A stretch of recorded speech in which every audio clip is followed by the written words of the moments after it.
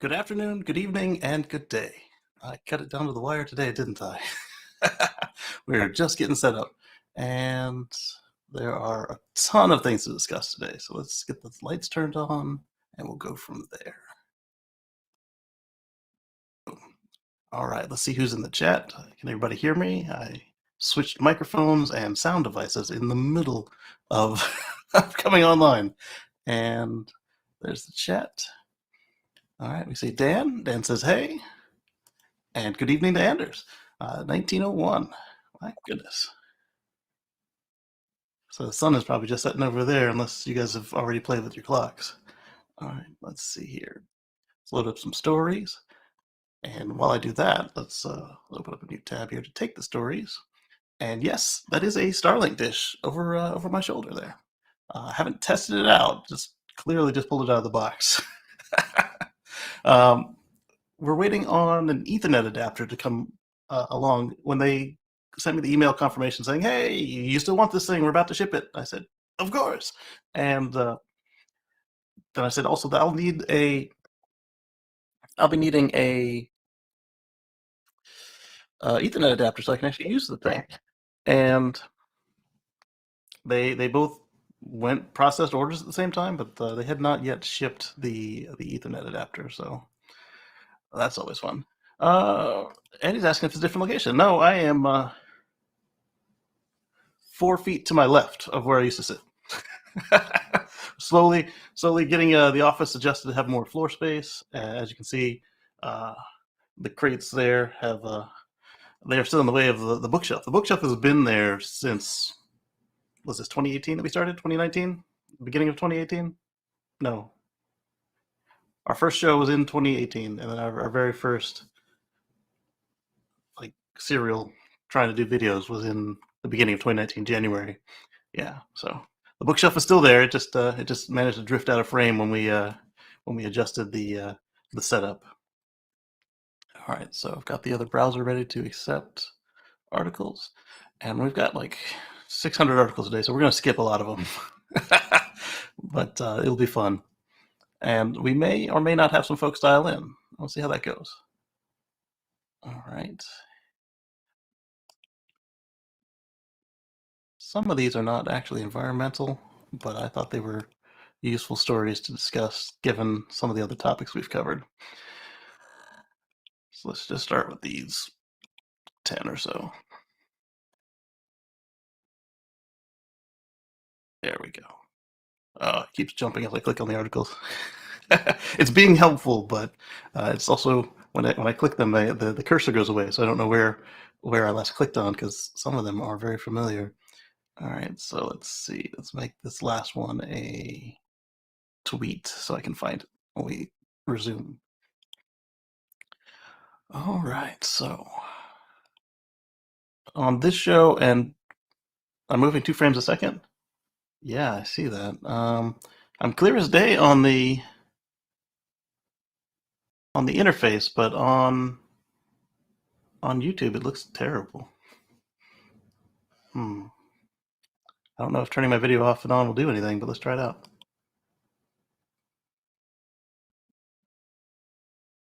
Doesn't look like it. Huh. I wonder if I can adjust the. No, wow, that's no bueno. I wonder if I can adjust the latency or something. What do you call the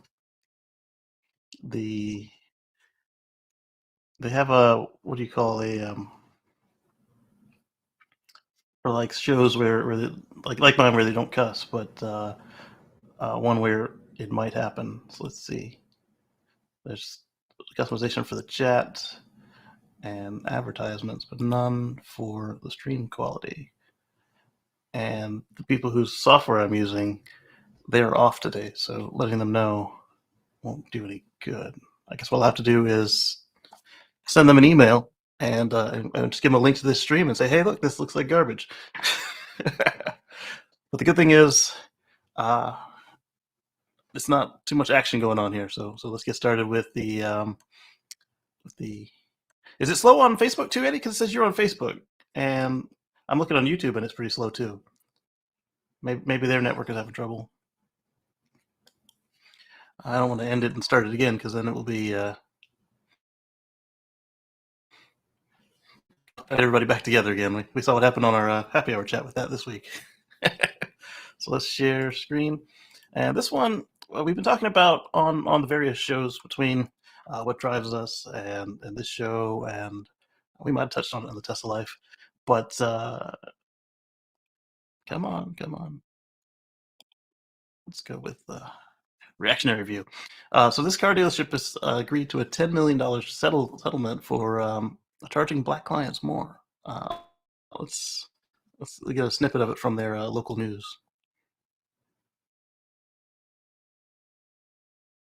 Huh. Oh, it's muted. Well, I don't want music anyway. So they were adding extra fees and just generally charging more overall. And this is the kind of thing that we were talking about with being savvy about when you go into a car dealership and some of the things that could go wrong when car dealerships say about how they're so great about protecting the public and how it's so much better than if you can buy direct from the manufacturers and all the other baloney that they like to tell us. And then we get stuff like this. At least this time, it was, they made it right by the victims, but it should never come to that. And then we've got this one. We were talking earlier in the week about Giga Shanghai and the latest with their new COVID restrictions. And I was tweeting myself, so I turned up down the Zoom, I should say, not turned up. So this is coming from Drive Tesla Canada. It says, update, Tesla has informed workers and suppliers it will not be able to resume production Monday as planned. Giga Shanghai was expected to resume production on Monday, April 4th, and that did not happen because, as we find out every time we release the restrictions, we don't ease out of it. We just throw open the doors. And, a lot of people got sick, and they've had some pretty aggressive measures to try and contain it to the point where I don't know what you call it. I guess a mayor, the equivalent of a mayor in Shanghai, is in hot water with the party right now because they were very aggressive restrictions, and everybody wants us to think that this is over. And as several people have said, if just because you think it's over doesn't mean it's done with us.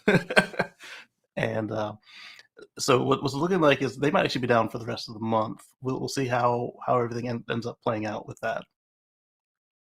Robert Williams says his PC is broken after going to the PC shop. Yeah, unfortunately, sometimes you got to build it yourself. Zachary, thank you very much. Hi, everybody. Busy today, but I'm going to watch you later in the week. Appreciate that. And let me see. I can't hear the sound coming out of my... okay, that's coming from the right place. I know what's happening. The system is playing sounds through the speaker, and I can't hear that. So let's go over here and then change the speaker device to the one I'm listening to. There. Perfect. And thanks again, Zachary. Opening during the week of April 11th is more likely. Hope for the best, but the situation's not getting better anyway. I don't think we'll see them open this week either. I mean, I hope we do because as we saw this week, Giga Texas just opened up, and that was a blast. We'll have a discussion on that as more people come on the stream. And my favorite part of that was well, not my favorite, but one of my favorite parts of that was the running of the horse and the Model Ys, and it was like Stampede. It was, or like a corralling of the Model Ys, like they were horses. It was the way it hit. I liked it. Let's see what's next. Yeah, so I remembered how to just flip this from tab to tab, and that's how we're gonna do it. Did you see small car sent link on Facebook?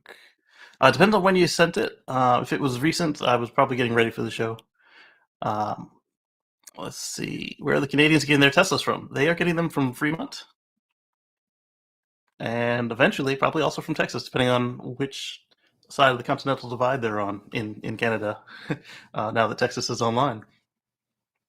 All right, so Scion powers. Lithium metal cells could deliver up to 2,500 cycles. And this is good because what we need in batteries is more longevity, more of them, and more capacity, more power. All of these things. Mo better.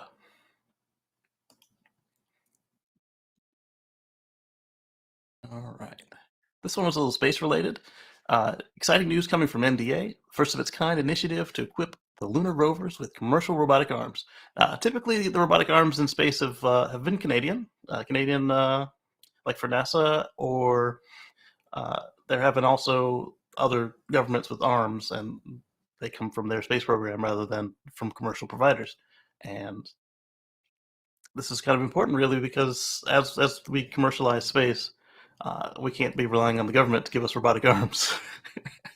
It would be kind of weird, and this is kind of cool to see. So this is a GM Lunar Rover concept, it appears to be, and let's see if we can't click into it.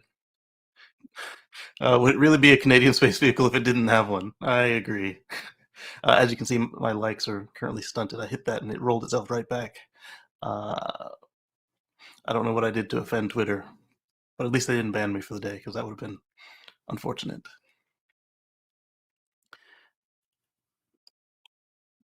All right, I'm going to share this tab.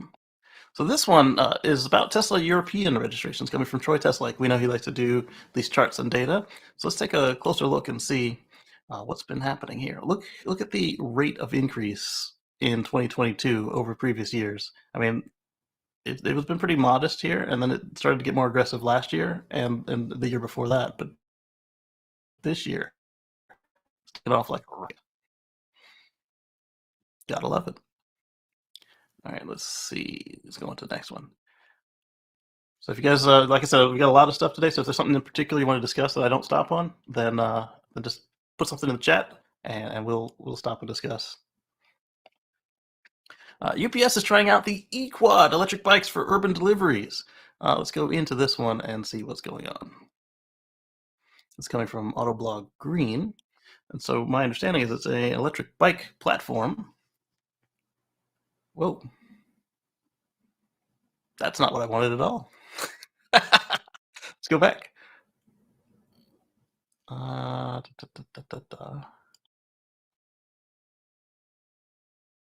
right, we'll share this tab instead.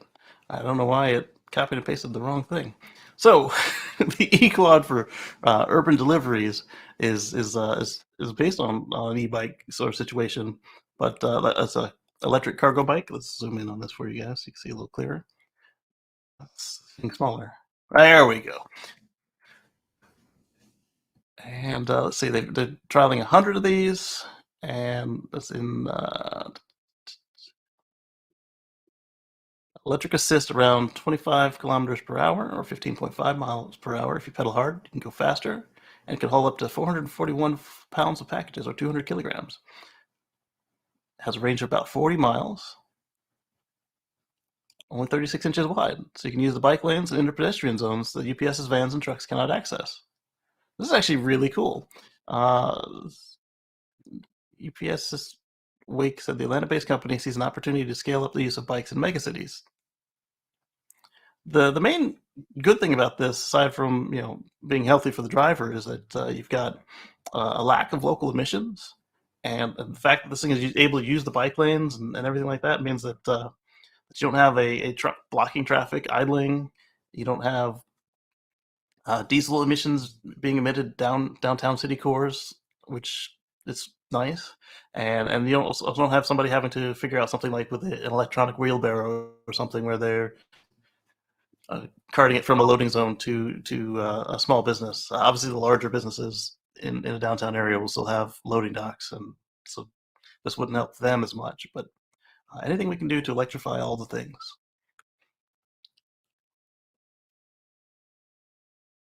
Same as the car, isn't? Okay. And let's see. Let's share this tab. Electric vans are 25% cheaper to own than diesel, says the European Climate Group. So let's copy this link and see if it'll let me take it. It looks like it did. That way I don't have to recycle it, or I can recycle the tab rather than having to switch on through. But they're more expensive up front, but cheaper in the long term. This is something we've known as electric and hybrid owners from the get go.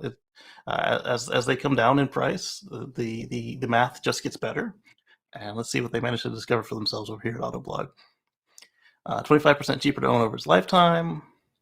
Higher upfront costs. They did a study involving 745 van-owning businesses in the EU, and they said lower running costs and growing interest in electric bolsters the case, stronger CO2 emissions reductions, excluding government subsidies. So if you included the government subsidies, I bet you these numbers would look even better.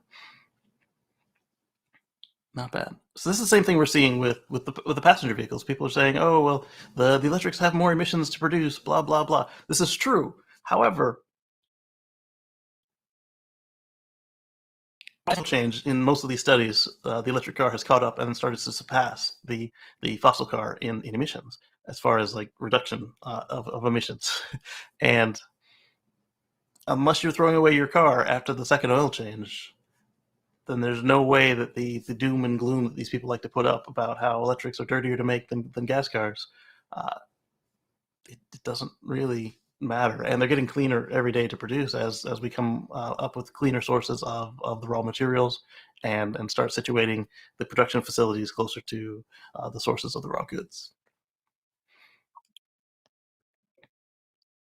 All right, what's next? This one is in a private area, so I need to move it to a public area. There we go. And now I can share this tab. So Tesla has a test track outside of Fremont, and we were talking last week about how GM was benchmarking a Tesla Model S Plaid, and we suspected that it might have been for performance reasons, but that would have been odd considering they were testing a sedan against a bunch of trucks and SUVs. And then somebody suggested in the audience that perhaps it was a benchmarking of FSD to see how that performed against GM Super Cruise and GM Ultra Cruise. And now we see Tesla benchmarking at Lucid Air on their own track with the drone army. So what could Tesla be looking at with the Lucid Air aside from range and quality of construction and these sorts of things? I'm sure they could learn a thing or two. I'm just curious what you all think that they might be looking for by testing out a Lucid Air against the Teslas, especially given Elon's comments about how they took some of the people we were done with and he left before the program was done and blah blah blah. He tends to be a little sensitive about the subjects. Let's see what Simon thinks they might have been testing.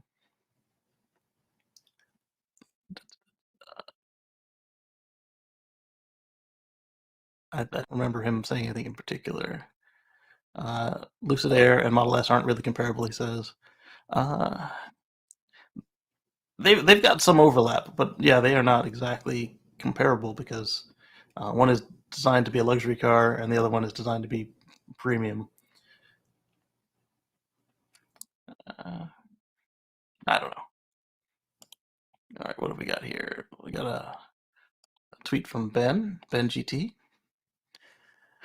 These affordable EVs are still 5 years out, considering GM's accelerated development for EVs. Can we see this as more than a pin on the proposed future timeline? Let's hope there's more to it. So this is regarding GM and Honda have decided to expand their partnership with a range of affordable EVs expected by, was it 2029, 2025, something like that. Let's see, copy the link, paste it in here, and go. By 2027. So 5 years from today, which, as I keep saying, in the car world, 4 to 5 years is the bare minimum if you haven't already been working on something and you put Herculean effort behind whatever's going on, and then you just push it. Otherwise, you're looking at about 6 to 7 years for a program to go from an idea to actual metal on the road. Let's zoom this for you guys. So this seems to be more of a press release sort of thing, as Ben was saying. A lot can happen in 5 years. We've seen how these partnerships with EVs have been very fluid. We had Ford and Rivian, that didn't really turn into much. We had drawing a blank. We had a bunch of them that just didn't pan out. God, what's their name? The Workhorse, not Workhorse. Who are the guys who had the 4-wheel motor, lightly disguised GM pickup that bought the plant from? That might have also been Workhorse. Either way, they appear to have gone nowhere. You had Canoe, and actually Canoe might be going somewhere, but that initial partnership didn't go anywhere. We'll see what happens with this. I'm not going to hold my breath. We know that Honda knows how to build EVs. They've done it before, once or twice. We know that GM does build EVs. They seem to think they're leading, even though all evidence to the contrary. All right, so the Delorean Revival looks decidedly not retro in new teaser. So now we can actually see the car in color. Last time we saw it was kind of like a silhouette, and then they showed us kind of like a not so clear view of the car in black. It definitely doesn't look retro, and I do feel that not making it out of stainless steel could be a mistake. I do like that it's made electric, and as we talked about, where DMC Ryan suggested that perhaps they should speak to some DeLorean enthusiasts and figure out what the core of the car is, and then make that modern, wouldn't be a bad idea before they sink a lot of money into this and then find out that that they can't make it profitably. And there's an old DeLorean. It might have also been converted to an EV. Let's see what the video says. Ah, that was loud. So yes, it was converted to an EV. Translogic, I do like those videos. Let's see another one. So this next one is coming from Sawyer Merritt. And breaking! The Tesla Model Y pricing in Australia leaks ahead of imminent launch. Report: Model Y single motor rear wheel drive is going to be 69,990 Australian dollars, and the Model Y Performance all wheel drive is going to be 98,172 Australian dollars. Not bad. Single motor Model Y, yep. But as we saw, the specs for a Model Y standard range and standard range all-wheel drive have been released, and then we saw folks able to sit in a Model Y standard range all-wheel drive at the Gigafactory opening. So it only makes sense that they would offer that. They would have to be building it out of China, though, because it doesn't make sense to export those from Texas to Australia when you can take them from China to Australia. It's a lot less costly and a lot less emissions, etc. Interesting. It has a link from Tesla North. Let's take a look at that.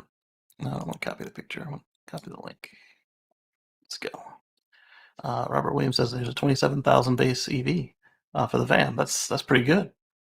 It's pretty good. And that's what we keep saying, is that these things are becoming more and more affordable. The notion that that EVs are $100,000 plus is just so out of touch. You never hear about petrol prices in Australia. That's a very good point, and I imagine that they are through the roof, especially given the way they are in the rest of the world right now.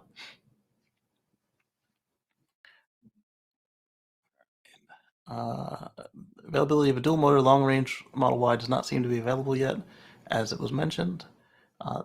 It's likely these vehicles will be manufactured at Giga China. Yep. And sales of Australian vehicles of Tesla vehicles in Australia, notably the Model 3, have been off to a strong start for Q1, leading to EV sales in the country nabbing 65% of electric vehicle sales. So yeah, I can see why Tesla would be interested in hurrying along the Model Y in these areas. Be kind of foolish not to. All right, let's load up another batch of stories here. So the only thing these are grouped by is pretty much time. There are a few of them that are grouped better than that. Loading. This computer hates me. It's running at 100C right now because of this. Come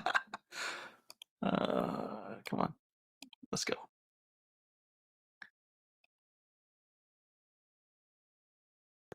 All right, so now we're going to move on to another tweet from BenGT. Rivian said that it made 2,553 vehicles for Q1. So added to the 1,015 they made in the prior quarter, they're now at 3,600 Rivian R1Ts and R1Ss on the road. Obviously, we've only heard about the one or two R1Ss, but I would definitely like to see a couple of those in the wild. We saw my friend Brandon managed to pick his R1T up, and that thing is sharp. It's very well put together, and they've got a little bit of oomph to them. Brandon did send me some pictures. I'll pull them up. The bit about manufacturing being hard versus the update last month. The pace is picking up. Yes, this is true. Rivian plans lithium iron phosphate cells, heat pump, 800-volt upgrade, and 2022 production halved. Those are some pretty impressive upgrades. So it looks like I wonder if they're going to insert those midstream like we see with Tesla, or if they're going to do them on a model year like we see with the traditionals. At this point, I don't see there being a reason for them to wait for a model year. Just when they run out of parts, just slide in the new ones.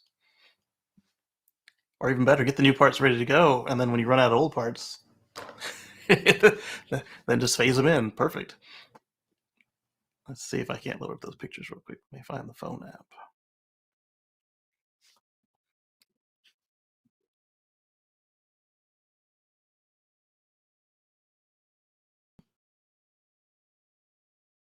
And of course, it's not as fast as it typically is. Let's go to photos. And of course, I didn't even save them. Let's go to messages, see if they show up there. They do. All right. I click through them. Of course not. Wait, maybe. All right, all right. Okay, click through them one at a time. Let's load them all up. Perfect, perfect.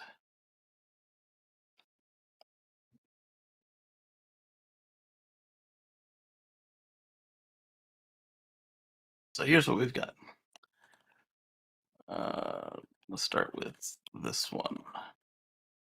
Where'd it go? Sorry, guys. Normally I would have downloaded these, but on this new computer, it's not like I would have been able to find them anyway.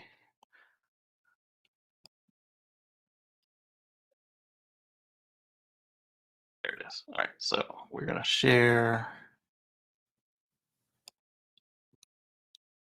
screen. We're going to share a window, and we're going to start this one.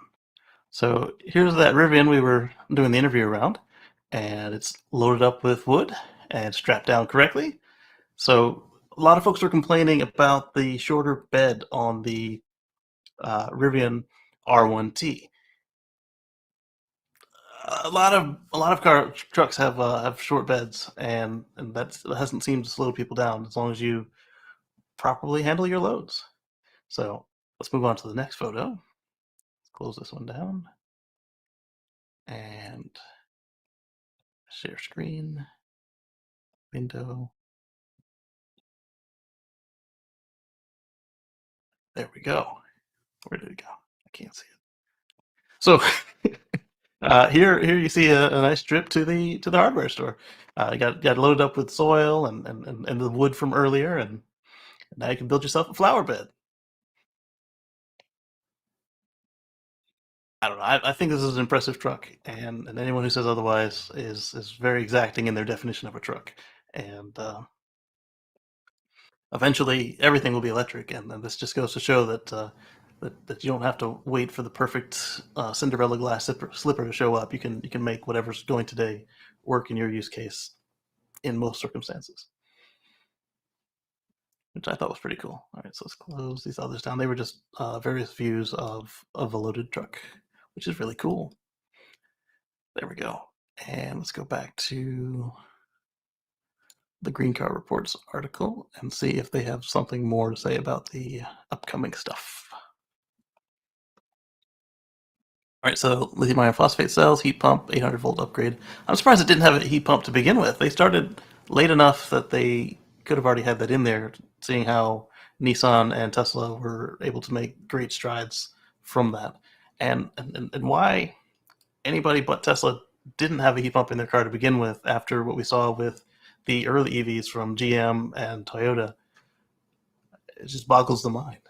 Heat pumps were never really all that expensive if you were designing them the way that the auto manufacturers design their regular AC units. You just need a reversing valve, and they have the expertise to engineer such a thing.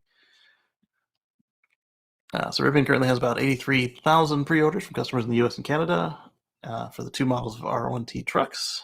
So that's just the R1T, let alone the R1S. And because of current supplies, current events, they're expecting to produce half of what they had told us they were going to do.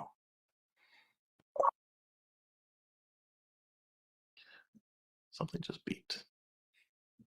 You guys may have heard it because my phone is connected to the microphone. Let me turn that off. It's a surefire way to have a embarrassing moment.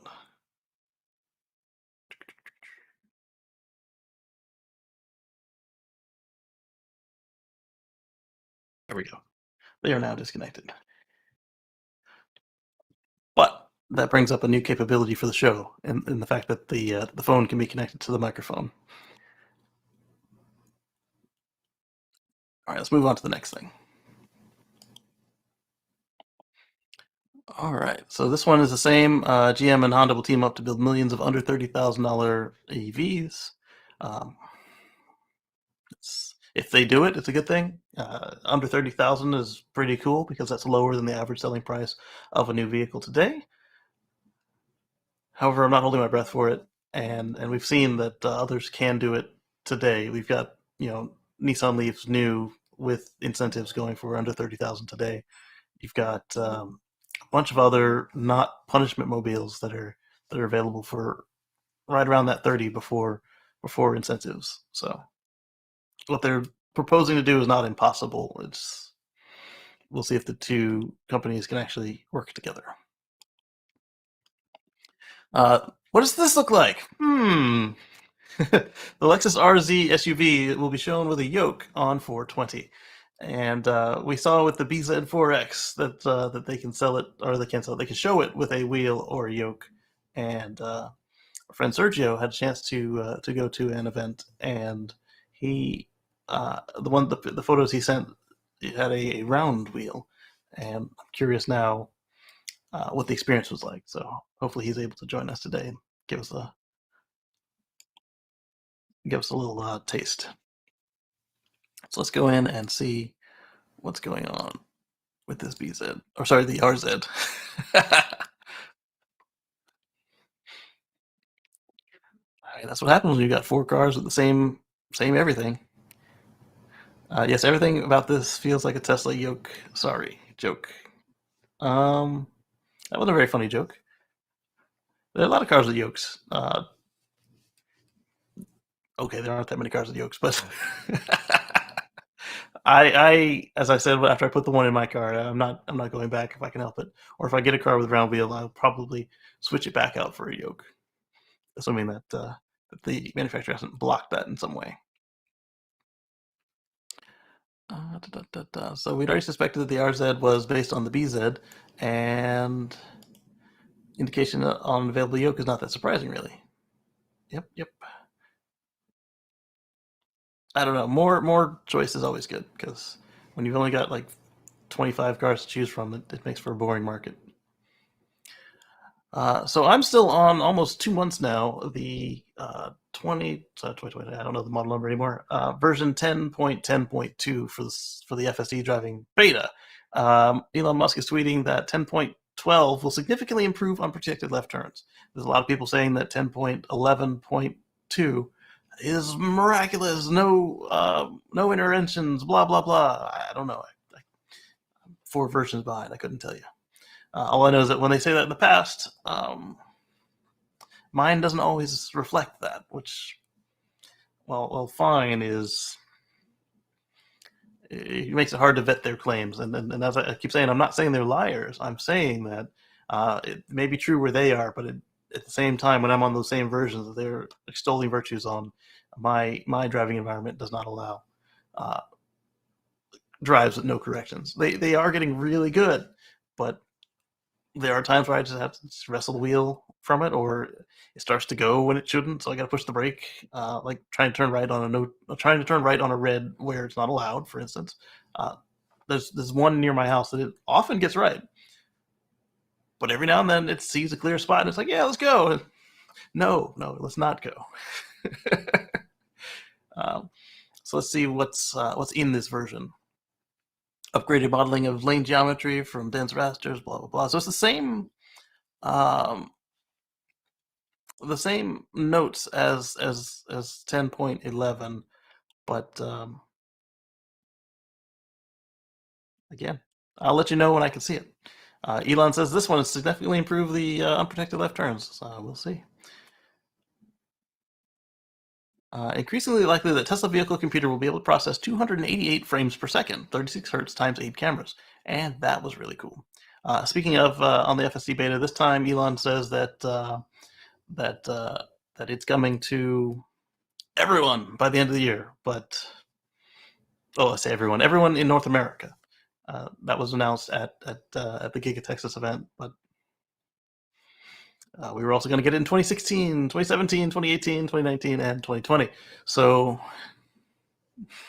I wouldn't hold your breath if you're not already in the program, but I would get a little bit more excited than you might have been yesterday, or before the event went off.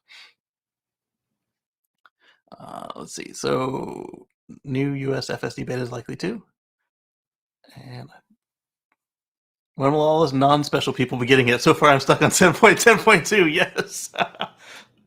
Oh, it actually registered that like. All right. Let's see what the replies are to Sean Carr. More and more people are seeing your tweets and clicking like. One day, Elon Musk will notice and provide an answer. Oh boy, that's so mean. And Tesla Scope says we can't wait. Many vehicle owners across the United States have been waiting for full self-driving beta for about half a year. Some are worried about never being invited. Will 10.12 go out to more vehicles? This will bring a lot of smiles. Thank you as always. That's a good question. Elon dodging this question is concerning. Did he even see it? And if he answers it, will it put him in a bad spot? So it's probably best for him not to even act like he saw it. All right, so let's go on to the next one. The next one is that same tweet. Because, as I told you, I'm learning to remember to store the reply tweets in case they get separated from the ones that are above. So this impressive turn on 10.11.12. Very impressive. Let's take a look. For me, it's always squishing, putting me in my wife's profile and squishing me to the steering wheel. Or when like they said, when you have an extra passenger in the back and you don't want to squish them, what you can do. He's listening to the Ride the Lightning podcast. So,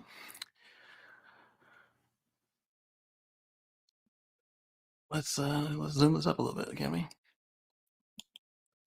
There we go. Okay, so the other car's gone. We can see the chart there. It followed right on through on yellow. That looked good. Can't wait to try it out. I'm not bitter. Just a little bit of FOMO. Fear of missing out. Let's see, where are we? Move on to the next one. I'm gonna try and get this done in a reasonable amount of time today, without skipping any stories if we can. But it's likely we're gonna have to skip some stories. So Nissan delays the Aria electric SUV sales in Japan to May 12th. This is interesting. Let's take a look at that. They're not going on sale here in the States until the third quarter, so hopefully whatever slowed them down doesn't affect the rest of us. I saw a couple of test drives, and a couple of folks did like a road course and a track course, so it sounds like they're getting ready. So perhaps they just needed some time to get everything together. These aren't uncommon to have slight delays in the launch of a new vehicle. they hurt every time. As a dealer, as a manufacturer, as a customer who's been waiting for months and may have sold your previous car. If you can, it's best not to sell your previous car waiting on a new one, because stuff like this happens all the time. Let's see. Due to a global shortage of semiconductors and other supply chain disruptions. Okay, so they just didn't have enough of them to do a launch, it looks like. Nissan's second EV-only model after the Leaf will go on sale on May 12th in Japan. And that's not that long of a hold. They were supposed to be late March, so 2 months later to get enough to actually run the shipments. Not terrible. We've seen supply chain crunches around here. A lot of you guys have seen them firsthand, both in vehicles, the grocery store, regular old goods. I'm finding it some regular old grocery items that we order, they get delayed. Like even stuff like vitamins. Oh yeah, we missed you this month. Sorry. We talked just last week about or the week before about the printer I ordered. Normally you order a desktop printer and it's there it is. We're looking at June before they even ship it out, which is incredible. All right, so moving on. Mercedes is going to boost energy independence with wind and solar investments, and I like this little photo they made of the wind turbine. They made it form a Mercedes-Benz logo. It's clever. Nobody responded to it. There's Omar. Hey, What's going on, Omar? what's happening, Casey? Oh, just going over the news. What do you think about this Mercedes-Benz gonna boost their investment in wind and solar? I think it's a good move by them. That's smart. It It makes good business sense. does. So let's see what they say here. They're only buying renewable energy for their facilities worldwide this year. That is big right there, because it does cost a good bit extra to get those green credit energies, and that is putting your money where your mouth is, while also actually making sure there's enough green energy out there for you to purchase. Is another way to do it, or you put them on your own factory. That's pretty cool. I wonder if these ads are disappearing because of my Twitter membership. All right. So I was telling the group that I got a Starlink over there behind me. I hadn't had a chance to set it up yet because I'm missing a plug. I think after this I might set it out in the backyard and try it over Wi-Fi.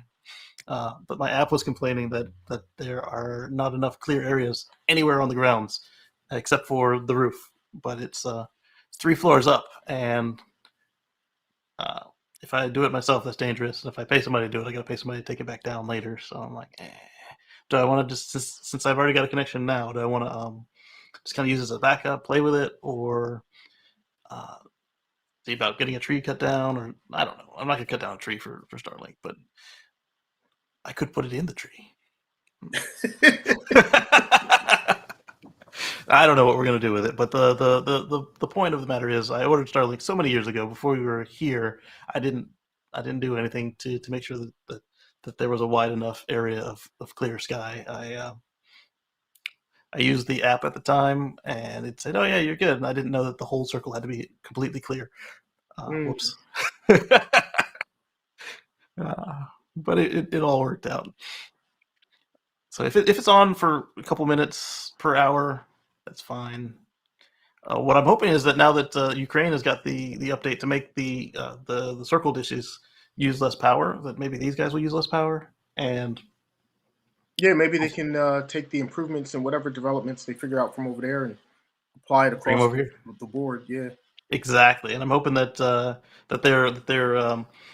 their experiments with allowing those folks to be mobile. It's a lot less dishes to worry about being mobile over there than over here. I think what they say, about 10,000 dishes, and dishes, and maybe that'll work out, because one of the reasons that we did buy this one is when we were doing a lot of traveling with the Model X. Not that we're doing a lot of traveling at the moment, but hopefully by the time they enable that, we can use it on the road, which would be really nice to have a good, solid landline quality internet connection while out and about. Just set it up on top of the Model X. and we can stream and upload and download shows. We'll see. So the next one is a little bit of a app update coming. You guys should have started seeing this one this morning, if I'm not mistaken. So for us legacy owners, it helps us with charge time estimation. The car will take into account the outside temperature, the battery pack, and what you're connected to, either a supercharger or a third-party DC fast charger, and give you more accuracy. I say legacy here because the Tesla release notes actually called it out, the legacies, but here it says 3S, New X, and New X. So I'm wondering if perhaps they already had it with this one that they're talking about, and then the legacy was on the next, because there was a pair of updates that just came out. So I wonder if the legacy one was in particular to that version of this update. You can now precondition from the car from the app, as well as activate dog mode and camp mode. The way it handles active phone calls is a little better, and you get new language support for Czech. And now they've confirmed that for everybody, the boombox is now only available while parked, because regulators are going to be regulators. And the autopilot speed indicator on the horizontal change on the horizontal screen cars is going to kind of show you a little arrow down or arrow up when it makes a change, and that was not listed. And last week we talked about the recall for how the backup camera activates. That has been repaired. The backup camera now has a higher priority with when you pop it into reverse, or anytime the backup camera should be activating, like the blind spot monitoring. And for the newer cars, there's an undocumented change to the way that they're prepping for the cloud profiles. So that is always fun. Let's share cloud this one. profiles is very interesting to me, because I'm wondering where they're going with this. Like, what are going to be the actual use cases that are going to make it really useful? I got one right here. So last week we talked about how I was taking my car in for service because the cameras were all messed up again. Well, this week I've got the car back. They put us in a Model S loaner, and we could have possibly used cloud profiles to make sure the seat and mirrors were all set up the way that I liked them, because one, I did have a Model S before, so they could have used those settings, and two, the Model S and the Model X aren't that different that I could have used these settings. And so even if it's per vehicle model, that's fine, because eventually, as you rotate through rentals and loaners, eventually you'll get a setting for that type of car, right? I mean, yeah, I guess that could work. Yeah. For loaners, yeah, that would be a good one. Or if you get a new Tesla. But I don't think they're doing it just for loaners, though. I'm thinking Robotaxi, or the Tesla rental fleet. Maybe for rental fleet. Yeah, because that would be pretty awesome if I went on vacation or flew somewhere, and then I rented a Tesla, and then I could just use like my cloud profile and that Tesla, and everything be already set up for me. Exactly. Another good option is for people who lease their cars. So you end up with you get the exact same model again because you liked it, right? What other bit of lock-in could you do? There's plenty of lock-in you could do, but what's a nice little easy free lock-in you could do? But saying, hey, you can just sign into your car and everything is the way you like it. You got your speed, your mirrors, your seat, your lumbar. Everything is exactly the way it needs to be. I mean, that's so small, but that would be pretty cool, though. Yeah, I've seen stuff like that keep people in a car before. Like, in fact, I had a customer once. I don't remember if this was at Chevy or Honda. Could have even been Toyota. They got the same car the next year when their lease was up, and they made sure that I didn't take their old car away until they were able to copy the settings for the seat and everything over. They had to manually match it up, but they did, and I was like, that is probably some crap I would do. We've been doing it for years for cell phones. Yeah, exactly, like cell phones and computers. Cell phone, you copy your whole profile and everything from the old phone to the new phone, and it's mostly set up for you. You just have to log back into your apps, and you're done. Exactly. So it's not a foreign concept. I like it. No, it's definitely not. I mean, and they're pretty much a software company first. I mean, they're a tech company rather. Yeah. So it does make sense. I'm excited for it. Like I said, it's small things, but all these small things they add up. Ah, I see you got a Model S poster up there. Look at Yeah. that. Nice. All right, so let's I go back decided to to jump on in a different room today. different room. Okay, that'll do it. All right, so this next one was Cattle, CATL, is getting closer to opening an EV battery plant in Germany.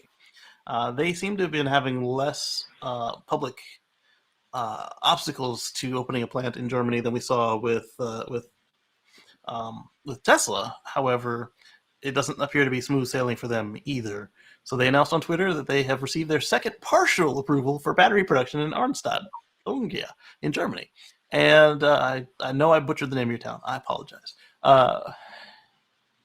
They're very happy they received their second partial approval. So the good thing here, and I think what might be making it so they have less objection, is that Mercedes, Audi, Badge can all buy batteries from Cattle, whereas none of them were interested in buying anything from Tesla. So you can't sell an electric car if there's nothing to power it with, right? So Yep. it's only 3.5 hours away from Giga Berlin, which is where I was going with this. Is that it's close enough to Giga Berlin that we're looking at with the standard range packs. They run mostly Cattle lithium iron phosphate, but as we've seen, Tesla doesn't really care where the batteries come from as long as they are produced ethically and at an affordable price. They will use your batteries because they need more. They need them all. They need all the batteries they can get. So Exactly. And they've said this much. So yeah, repeatedly. Whether it's Panasonic, whether they're making their own, whether it's Cato. Yep, and they also keep saying about all these people with these breaking EV battery advancements, whatever. They say, hey, put your money where your mouth is. Send us some samples and who to send the check to, and we'll test them out, and then we'll let you know. Because a lot of these folks, they make these grandiose claims, or they don't test out in the way that Tesla needs them to work out. And so what better way for them to know than to try it themselves? Or they do work well, but they can't make them on large scale. Right, They're hard exactly. to scale up. Easy to create a one-off in a lab, but to actually be able to mass produce them and make them viable for some mass production use is a whole different ballgame. Yeah, as we've seen with whole cars, like you can make a prototype real easy. Well, relatively easier than scaling up a million of that same car. Right. Yeah, because even that first prototype is actually pretty hard. Woo! Howdy! Hey! There we go. Hey! Oh wait, let me see. Is my headphones on? Tap the microphone. All right. Check. Hello? Yeah, much better. Yeah. Oh, yeah. There we go. All right. Okay, Good morning, so everyone. Oh, my good wife morning. is guest starring. Hello. Hello. Let me fix this.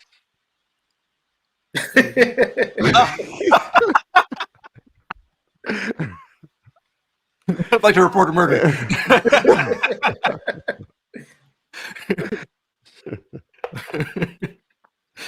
So Elon Musk has since the last time we spoke, Elon Musk bought what 9%, 10% of Twitter, and I think it was 9%, 9 point something percent. Yeah. 9 point something percent of Twitter, So and he's the largest single shareholder. Yep. Actually, I think he might be the largest shareholder, whether you consider single or groups. Just that you're counting. Like I think he's bigger than some of the companies that ask the boring bonehead questions on his calls. And he's been complaining on Twitter a lot about certain things. I guess he doesn't like certain things that they do or whatever. So now I guess he decided, you know what? I'll just buy it and right and force them to do some things that I want. Right, and he's been buying Twitter since January, and he had to make a disclosure as he completed the purchase because it was so large. And I'm wondering now, the fact that we just found out about it might have been perhaps that the earlier purchases were much smaller and not worthy of the reporting requirements. Or maybe the most recent purchase just put him over the top as the highest shareholder, and so then he had to disclose it as being the largest shareholder. Perhaps, yeah.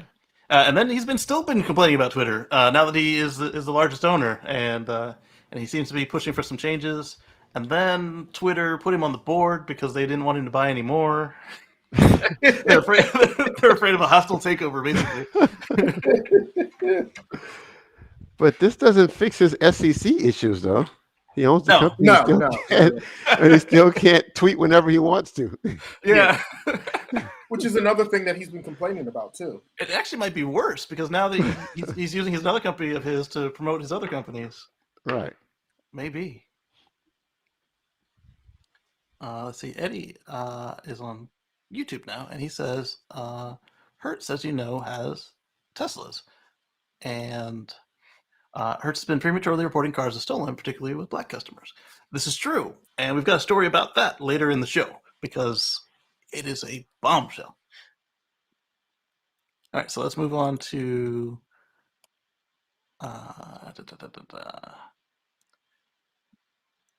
All right, so we talked about this is another article about Shanghai starting back up, but it didn't happen, so we'll skip it.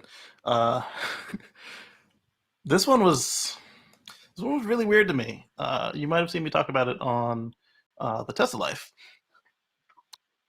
Starlink has had their license revoked in France by a court. You want to guess who filed the suit? An environmental group. It's like, what? Wait, I'm confused. Right. How is Starlink harmful to the environment? Yes. And in fact, when you consider how much power it sends and receives, it's so much less than a 5G antenna.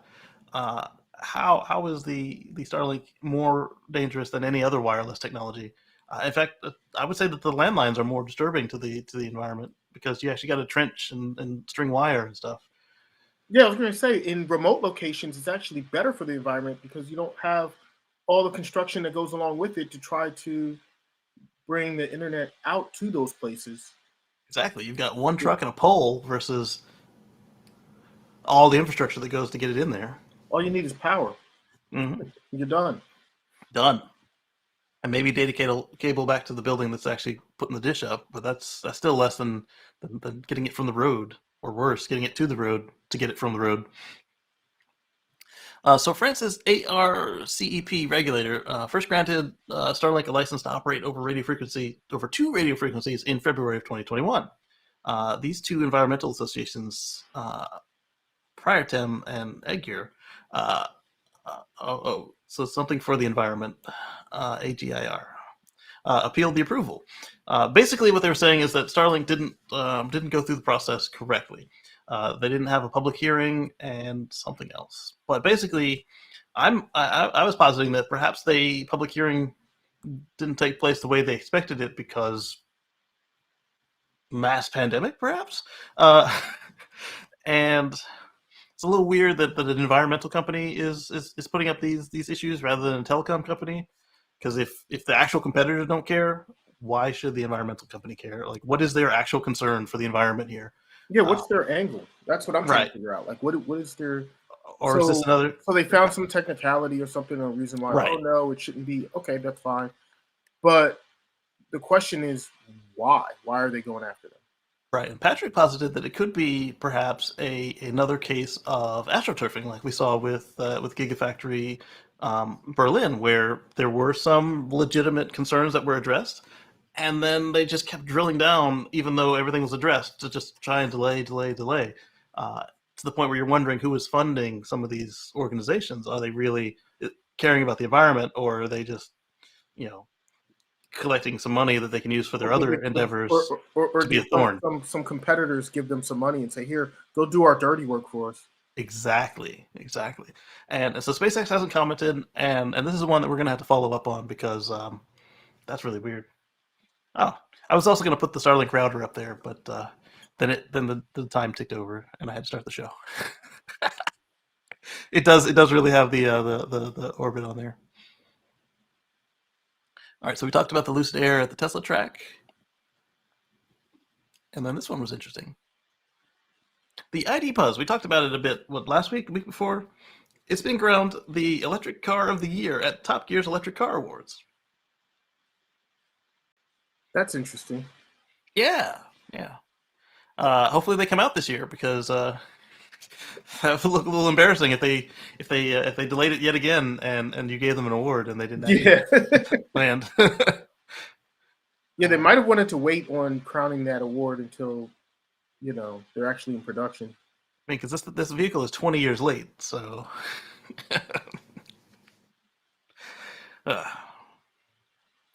I mean, congratulations to Volkswagen. It looks similar to what they promised us. I'm still salty that it doesn't have even half the features they promised. It's probably part of my problem.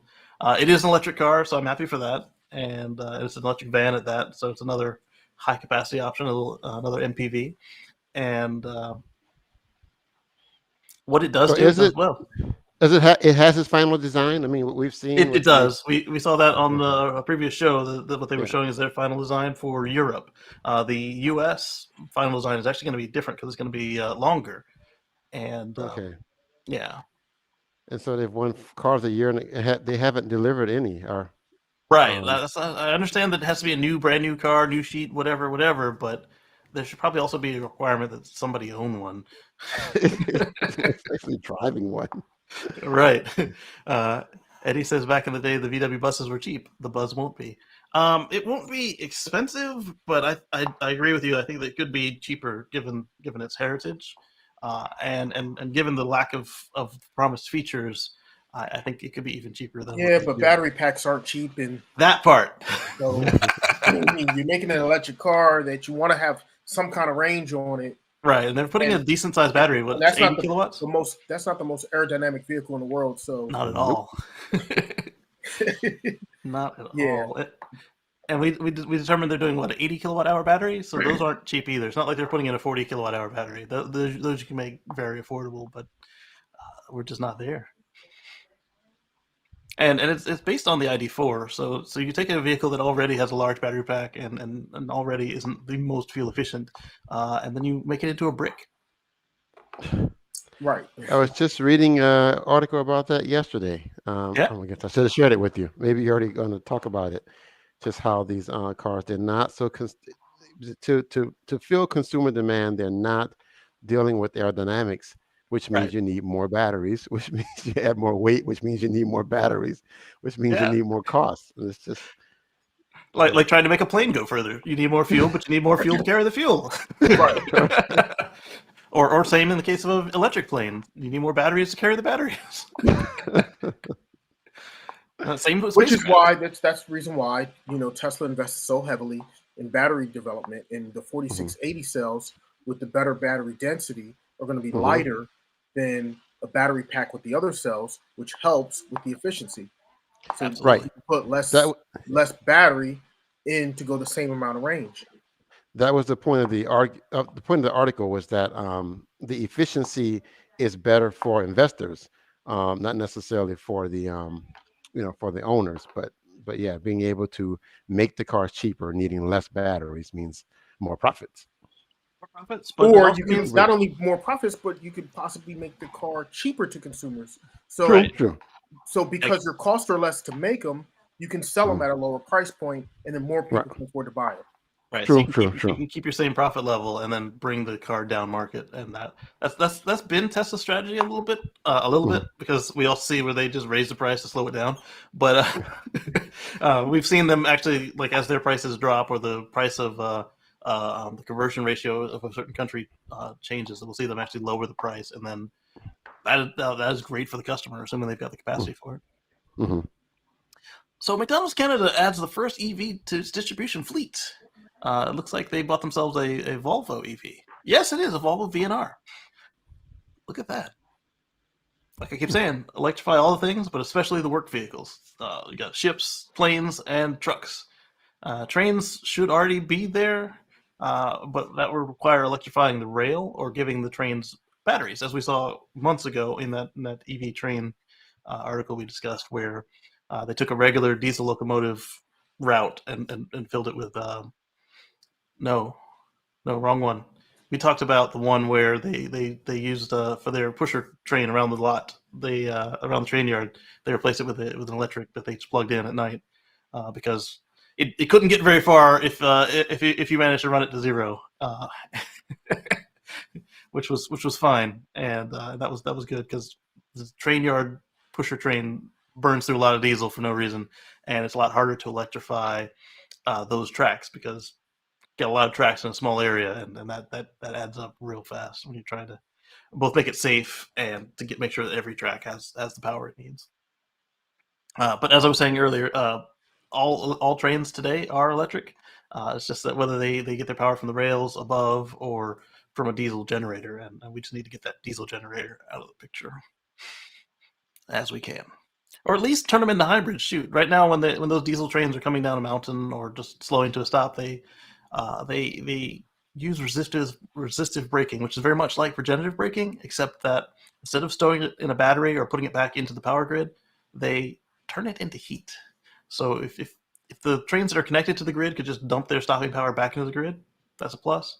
Or if you could, like I said, turn them into a hybrid, and as they're slowing down, pop that into a battery, and then you can use that to help start the train back up, which would be really nice. That would be great, especially when they first take off, because that's a huge amount of energy to get a train, something that heavy, to go from a dead stop to starting to roll. Once it's rolling, it's less energy to keep it rolling. So if they could use battery-powered electric to when they first start moving to get them going, and then use the regenerative braking to add energy back into the pack, that would actually be a lot more efficient.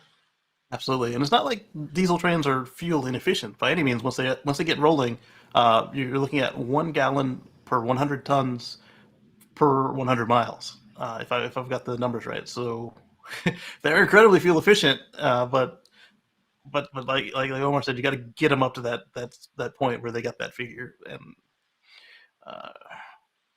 once they have momentum, they're great. Right. And they're on rails, so that's low rolling resistance there. But exactly. And so McDonald's is committed to being net zero across their operations by 2050, and this one truck is a start. And we'll see. 2050 is quite slow, even for a company like theirs. So EV chargers on the Isle of Wight are hacked to show dirty images. And we talked about the hack earlier where they hacked the Russian charging stations to say bad stuff about Mr. Putin. That part was funny, but the part where the customers could no longer charge their cars was not. It's not like it was a government charging station for the military vehicles or the government vehicles. It was for private citizens. And these private citizens aren't doing this to us. This one isn't even in the conflict. This one is just people just being jerks. And this is why, it's great to have, public charging, and it's great that these companies are putting these chargers up everywhere and stuff. But these companies also have to think about their cybersecurity and making their platform secure. Yeah, you got to make your platform secure. And at the same time, all these people saying, save the children, and yet you're going to put this on the screen on something that's sitting out on the street. Something in public view, right. Yeah.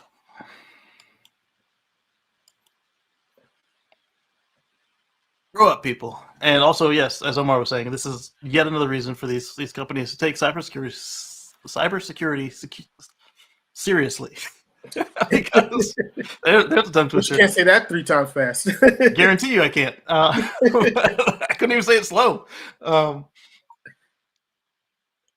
Like we're seeing, you gotta have good password policies. You gotta have network security. You gotta practice good being a good cyber citizen, and it's rough. And it's not something that comes natural to folks that are not trained in it. And these companies, they can afford to hire a cybersecurity expert, or at least contract one. And you need to. It's an expense that you don't want. It's just another reminder that everybody has to take cybersecurity seriously and keep that in mind, and actually, do their due diligence to secure all of their devices. Yeah, I was listening to a business show the other day, and they brought up the idea that your insurance company might drop you if you don't have proper, not you as an individual, but you as a company, your insurance company might drop you if you don't have decent cybersecurity efforts. Like if they determine that you're too much of a risk, and they're going to have to pay out because you let your customers get hacked, or you got hacked and all your equipment went down. They don't want to be responsible for that, and their job is to mitigate risk. And they, I love the way the comedian put it. Is I wish I remember who said it, but he says to the insurance company, "I bet you I'm going to have an accident," and they go, "We bet you won't. $100 a month," and exactly how it works. Yeah. So Amazon picks launch partners for Project Kuiper, selecting everybody but SpaceX. So last week I talked about how, or the week before, I talked about how some folks were trying to convince Amazon to give up a couple of their launches so that they could get some stuff done.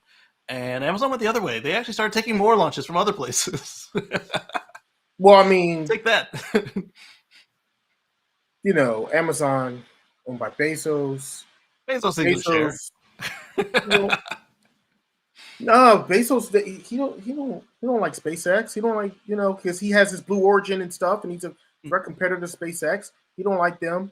Why didn't he launch his own rockets? So he'll do everything but them. Why didn't he launch his own rockets? Can't get there. That's why.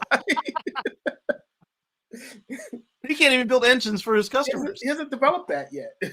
He's developed, but they haven't actually proven it. Like literally, he has customers waiting for engines. He hasn't gotten to that point in development. Okay, fair enough. To be able to launch his own stuff into orbit. Yeah, it's a low blow, but he left it open. So if you were hoping that if you were a company hoping that Amazon might let you bid on one of their launches, you should probably be looking at bidding against them on these other companies, because clearly there's your answer. We've also seen that a lot of these folks that were looking against Amazon have actually considered using SpaceX, and SpaceX right now is sitting at 60 launches for the year, but that looks to be increasing. And it's a good thing they're inexpensive, relatively. It's a good thing they can reuse their rockets, because they wouldn't have enough of them to do that many launches. Yeah. As we saw, was it Friday? Was it Friday? Yes, it was the day after the gig at Texas. They launched 4 astronauts into space. It was 4 private citizens, 1 former astronaut, and then 3 other people who actually paid. They launched to the ISS. So unlike Inspiration 4, where they just kind of went around in space to raise money for children's cancer, they're actually doing work on the ISS, and they paid NASA and SpaceX and the Axiom Corporation for the pleasure of going to go work in space. At least they're doing work and not just sightseeing. Yeah. I mean, I'd be fine with sightseeing, but not on the government facility.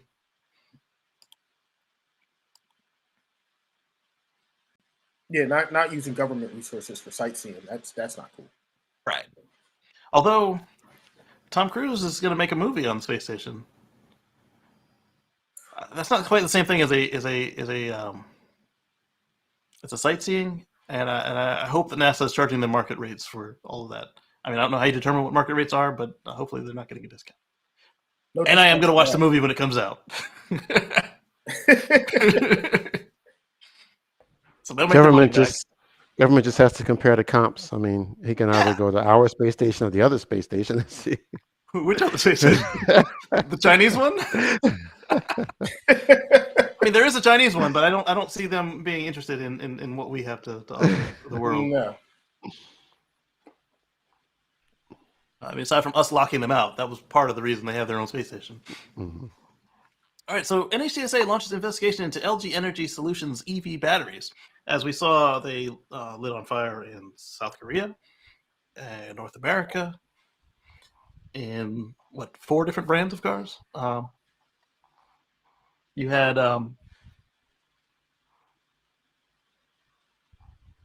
well, I mean, now this actually is an investigation that makes sense. Yeah, they've been going after Tesla heavy recently, but for a lot of some stuff was legit, but a lot of stuff was frivolous. This actually makes sense, right? So we had Chrysler, the Pacifica hybrid. We had the Bolt, both Bolts. We had the Hyundai Kona, and the Kia Niro. The Hyundai and Kia were in South Korea. They weren't in North America, and they sell them here. That's why I'm making that distinction. They were catching on fire, and this investigation makes perfect sense because you need to make sure that the products that you're selling in America or in the world are safe. And car battery fires took them so long? They're just now launched because that's how government works. Yeah. Well, I mean, we launched investigations into Tesla as soon as they release a new feature. Yes, yes, this is true. Well, priorities. maybe the people who complain about Tesla get to the right places before the people who complained about this. Like, if you're waiting for your Bolt battery for 2 years now, and then all of a sudden they tell you got to wait again. All right, I know who to call. Okay. I've been patient with you. It's been 2 years. Yeah. So hopefully it's that. It just didn't get the right place in time. But you're right. It doesn't look good the way they did it. All right, so we're getting close to Friday, so let's keep going. Or Thursday, I should say. So we talked about Starlink in France. We talked about Rivian. Another point is they maintain their annual guidance, the reduced one. So that's a plus that they didn't reduce it further. This one's for Eddie. They have resumed production after 8 months of shutdown on the Bolt and the Bolt EUV. Eddie tells us he hasn't got his new battery yet, but he is on the list after the folks with the 2019s. Right. Well, that's amazing. Wait a minute. He hasn't gotten his new battery yet, but now they're starting production on new vehicles. Right. They're using Eddie, battery packs for these new vehicles. Eddie, did you sit the NHCSA on Chevy? Eddie did it. I don't blame you if you did, because they did. Their whole argument was they can't make new cars because they have to be good for the customers. So do they have enough for the customers, or what is the deal here? I understand. It could be just a distribution issue where they're right. They're distributing it out to all their dealerships, and then the dealerships have to reach out to the customers for the customers to come in and bring them in and get them all replaced. So it could be a logistics thing. It could also be like the Takata incident where more than half of the world's airbags were dangerous, and they stopped production of new cars for a minute. Then they started rolling them out. Well, actually, they kept the new cars going after a very short stop because they realized that it's an age thing, and so they started focusing on the oldest cars first, and then they got them all replaced. And Takata went out of business because that was huge. And I'm wondering then maybe if they've got some sort of formula for how they're replacing these. Like, these ones aren't as much of a risk. We still need to make money, otherwise we can't make any new batteries or new cars to replace the old batteries. I don't know how that could be going down, but I don't know, because the thing is that LG was paying for that. Right? Yeah, LG was paying for it, but so as far as Chevy's concerned, if LG was paying for it, and LG's going to pay for X number of batteries, right? Because these are all batteries that have already been made that need to be replaced. So LG, you're paying for X number of batteries. Yep. And LG pays them this money for X number of batteries. Yep. Then they should have been taking all those batteries and doing all their replacements. It doesn't make sense. Yep. So why would they start up production and start doing new cars? Like, we used up half of them already and replaced them, but you know what? We want to start making more money, so we're gonna take these other half and start dumping them into new vehicles so we can make money. Yeah. Before we replace the old one. You weren't paying for it to begin with. So right. And on top of that, remember we talked about on this show that after that all went through and LG agreed to pay, they got a grant or loan or whatever from the government, a tax cut for the exact amount that LG paid. So they got paid twice, really, and so I don't understand why the big rush to get there before their customers. Yeah, I don't like. I mean, it's good that they're making vehicles again, and I understand the need for to produce more vehicles and get more electric vehicles out there, but I don't like the fact that they haven't taken care of all of their customers first. Exactly, and I was going to ask: is Chevy even making money on that Bolt? That's a on good a question. per unit basis? I mean, I don't know. They may It's just definitely helping them now that the, as we talked about, the fuel economy regulations have come back into enforcement. So every EV they make helps them sell another Silverado. another Silverado. You know Let what? me That get could be a reason why they decided, hey, we need to produce these things because they need to we can't offset sell that. Silverados. There Yeah, you go. because Mary Led doesn't want to be paying Elon Track the code. for some battery credits. All right. Now, what about you? Kind of shot past Rivian's which got revenue projections into the future. They're going to be just losing money into for the foreseeable future. So I guess that's not much of a projection. Right. We touched on it earlier in the show, okay. so I didn't want to do it again. The reason I even showed it on screen was because the bit that this company, news company, discussed the other one didn't in their article was that that Rivian mentioned that they were going to maintain their guidance, whereas the other one was just saying that, hey, here's what they've done so far. But that forward-looking bit was pretty important. All right, so the U.S. Air Force is testing Starlink as a communications option for supporting the F-35A fighter jet.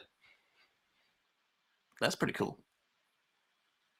They got the round dishy right there. Yeah, but you know how fast those jets go? Right.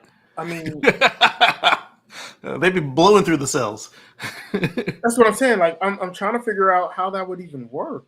Right, because the last jet that Elon said that they were, or Elon or whoever said they were the Air Force themselves, somebody said they were testing on was a much slower airplane. It was like a cargo jet or a prop plane. It wasn't a freaking fighter jet. Right. These things move. Those things, I mean, they easily break the sound barrier. So yeah. I mean, well, if you can track somebody like that, you can track my Model X running down the road. Easily. Right, because not only am I topped out at 155, I don't even do that. Right. The Starlink provided speeds up to 30 times faster during the week-long test. Always a plus. I hope to try this out and let you know what it looks like over Wi-Fi. I don't know how interesting of a video I can make off of that, but I'll try something. And then once we get the Ethernet, I'll be able to plummet into the dead spider over my shoulder there, and I call it that because it's got 8 legs sticking up. And we'll see how it does. But this is cool stuff.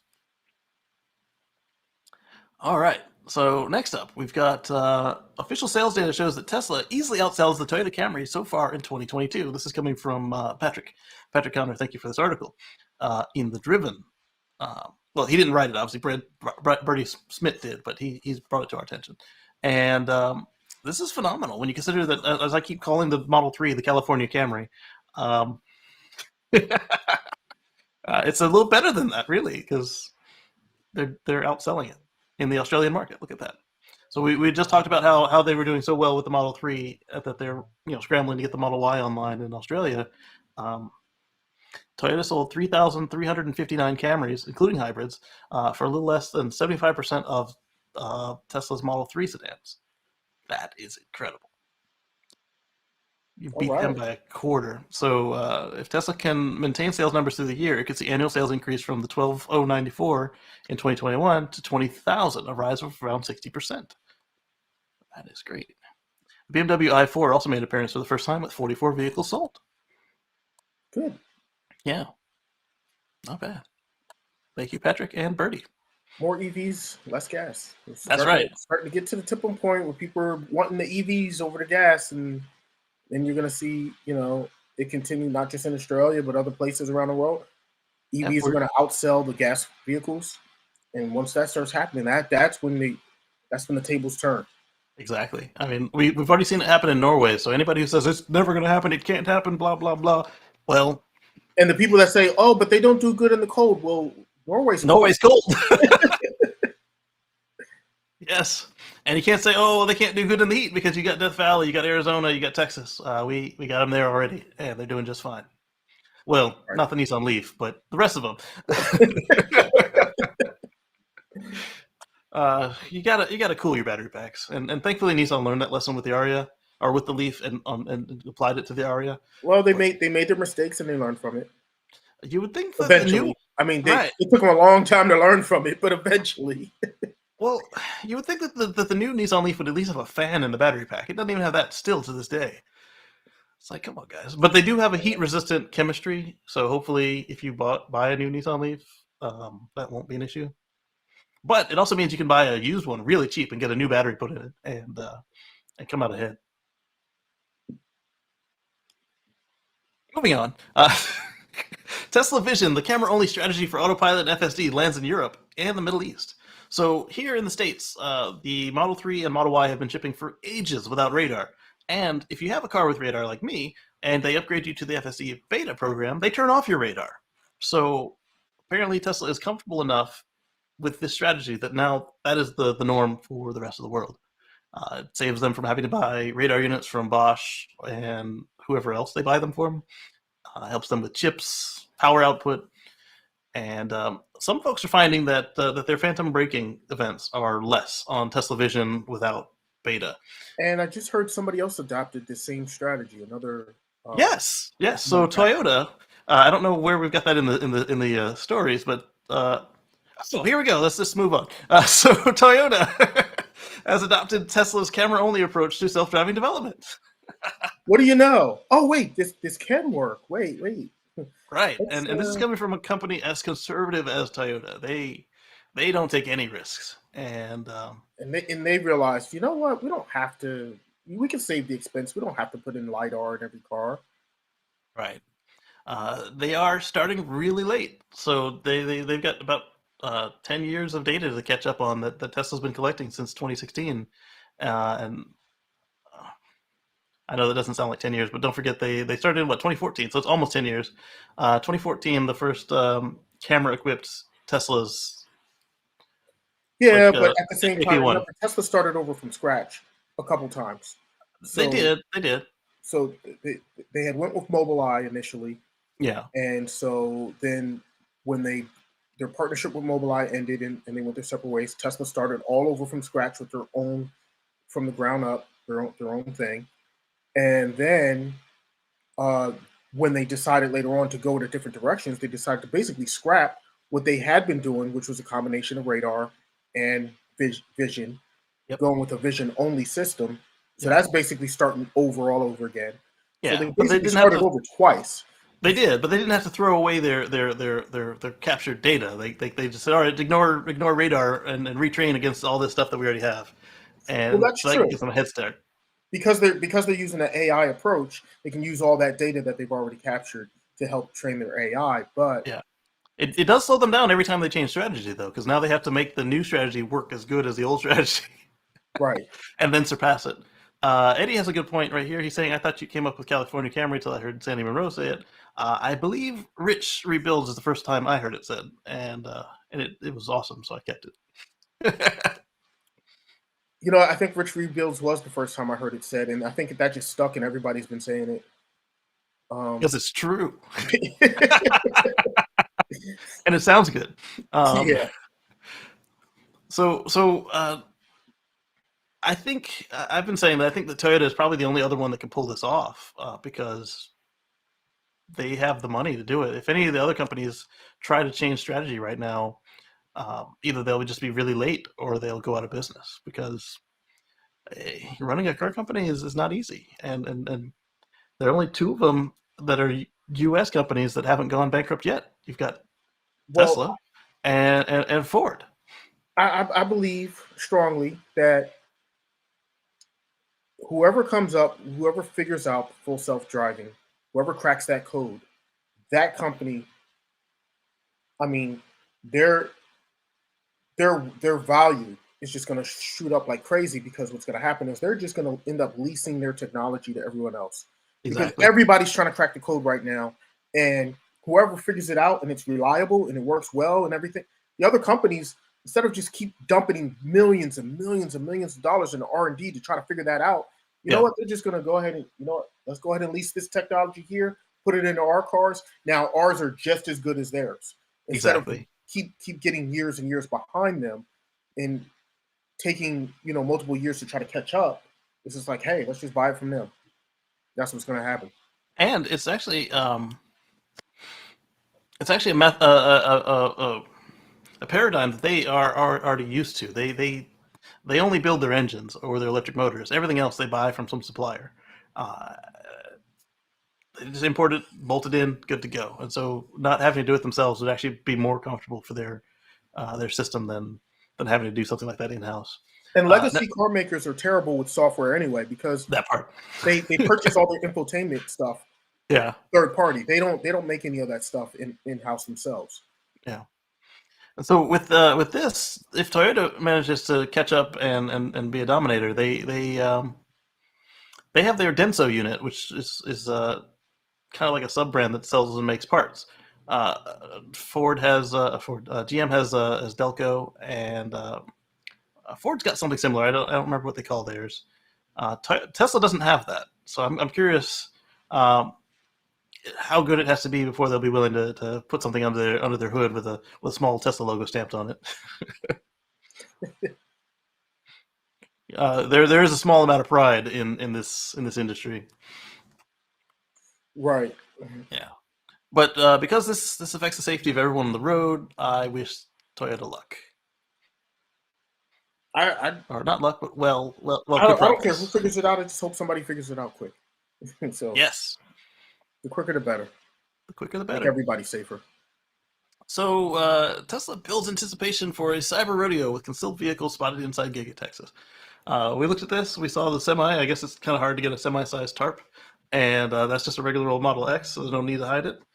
And then these were various Model Ys and 2 Cybertrucks, as you can tell by the shape. Yeah. Cybertruck's kind of hard to hide. I don't even know why they put a tarp over that. Right. and then we were concerned with which Roadster this was. It turned out to be an original Roadster. The OG.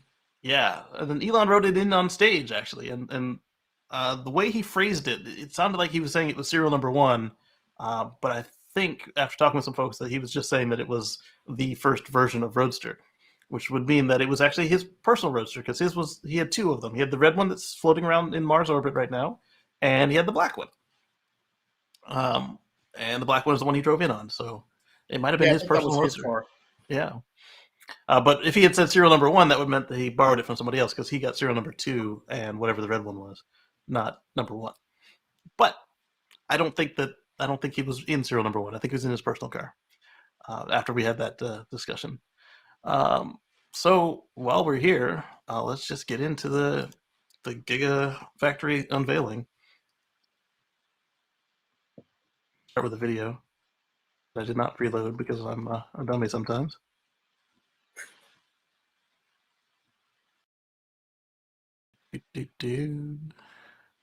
Lots of pictures. Yeah, so it was a good party. They made the Texas flag out of Model Ys. It was a big party. The Franz and Elon were up there with the one of the Cybertruck Alphas. They joked about breaking it again. They did, and then they didn't. Didn't even try. They didn't even try. I wanted to see them try. Me too. Disappointed. The Kilowatts came through with a steel ball just in case they forgot to bring their own. All right, so I think this is the one I've been looking for here. Can I make this bigger without filling up my screen? Yes, I can. Okay. So this is one of my favorite parts of the event.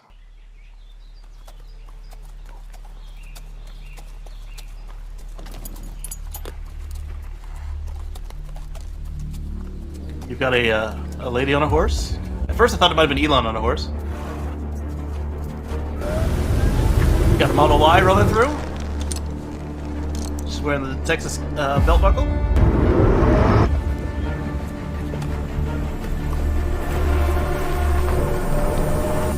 Model Y ripping up the field.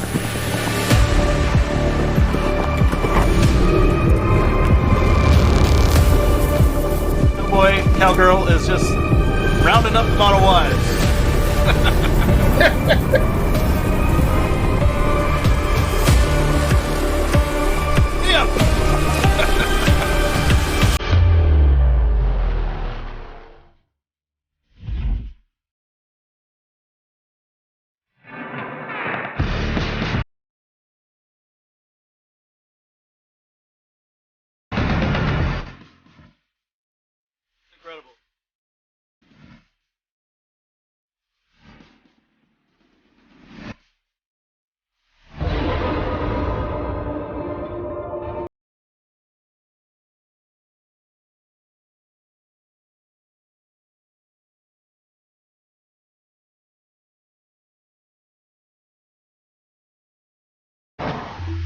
jump for some reason.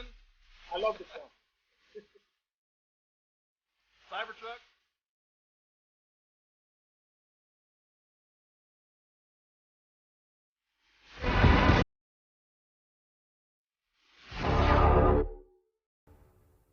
That was incredible.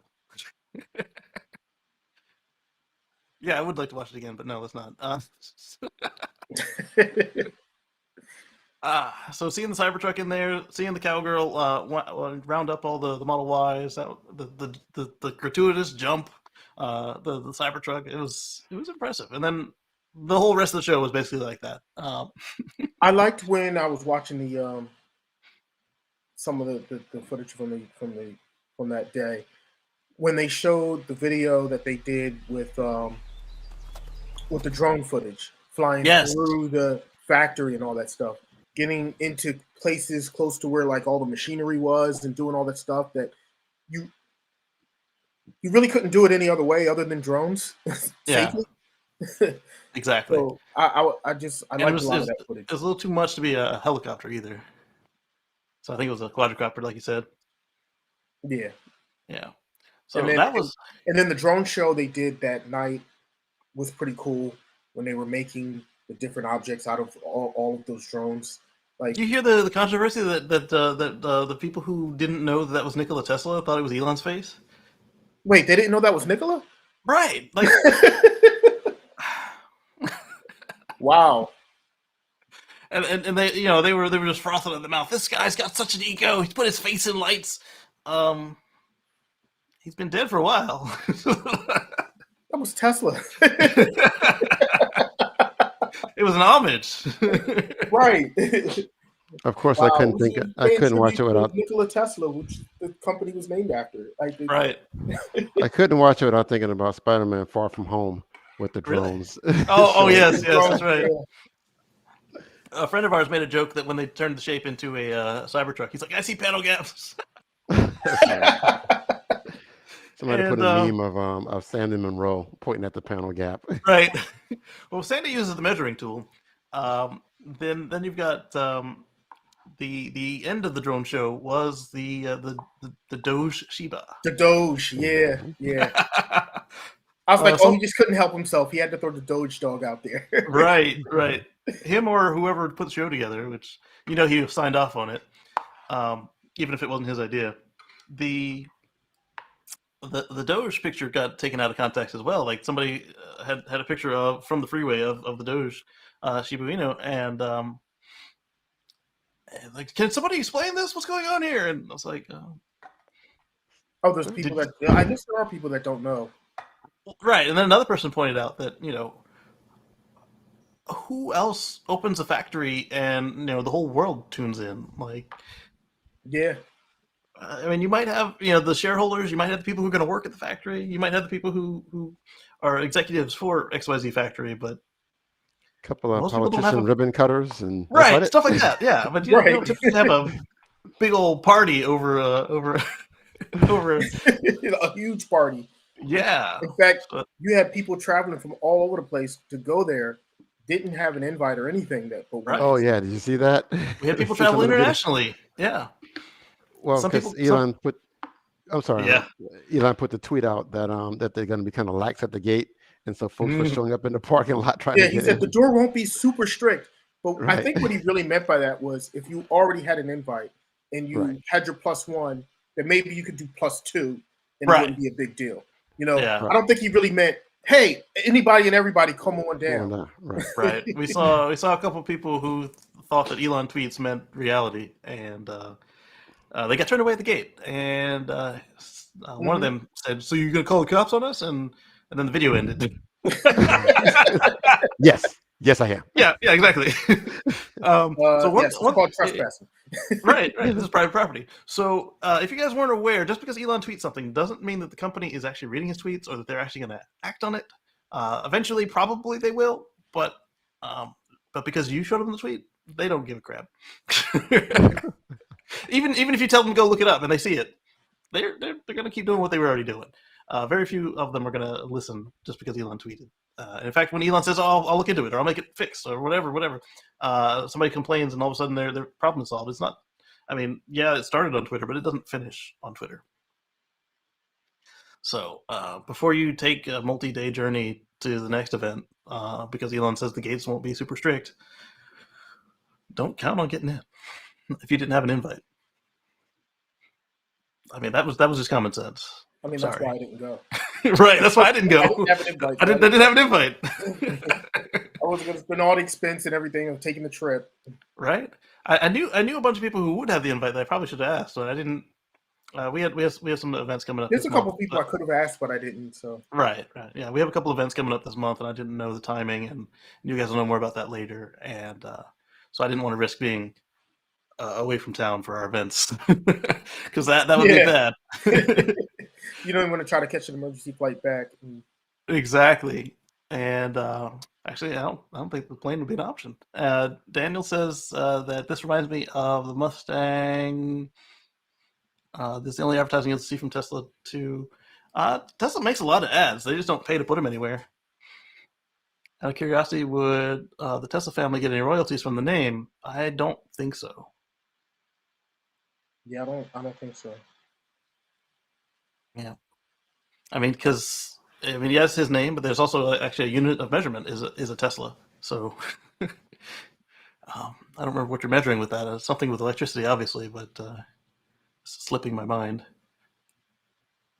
All right, so what else happened at Giga Texas? We learned that it's the largest factory by volume in the world for now. And we learned that they're going to be identical sites placed, just like we heard that they were going to do with Berlin before Germany decided to make it difficult to build the first factory.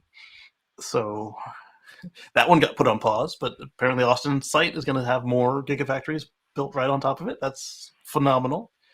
We learned that allegedly the Cybertruck, Roadster, Semi, and the first version of the Tesla Bot are all coming out next year. We'll see how close they get to that. Elon time. Right. You have to take into account Elon time. I do believe next year we will see the Cybertruck, and I do believe that we will see the Semi. Yeah. The Roadster is maybe. Maybe, yeah. But the Tesla Bot, I don't think that's happening. I think he'll get around that by it being like one prototype of the bot. Because he didn't say the final. It may be one prototype, and its only function may be to work in the factory itself and screwing a bolt on or something. Like it's not going to be.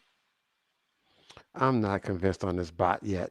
They couldn't make the fluffer bot for the first factory. Now we're going to make a bot that's just going to come in my house and chop onions. I'm not there yet. Give the bot a knife. I don't want that bot to have a knife in his hand in my house. Let me do the laundry again, son. I'll try to mow my lawn. That's about... I'll let him mow my lawn. I just finished chopping onions. Right?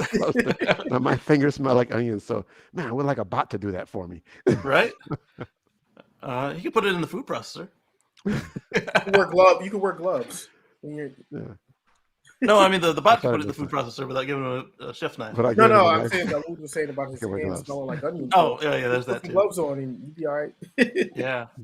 We also learned that Elon thinks that FSD beta will be out to everybody eligible in North America by the end of the year. And again, Elon time. Don't well, that may happen. It could happen. You just said beta rolling out. That could happen. We'll see.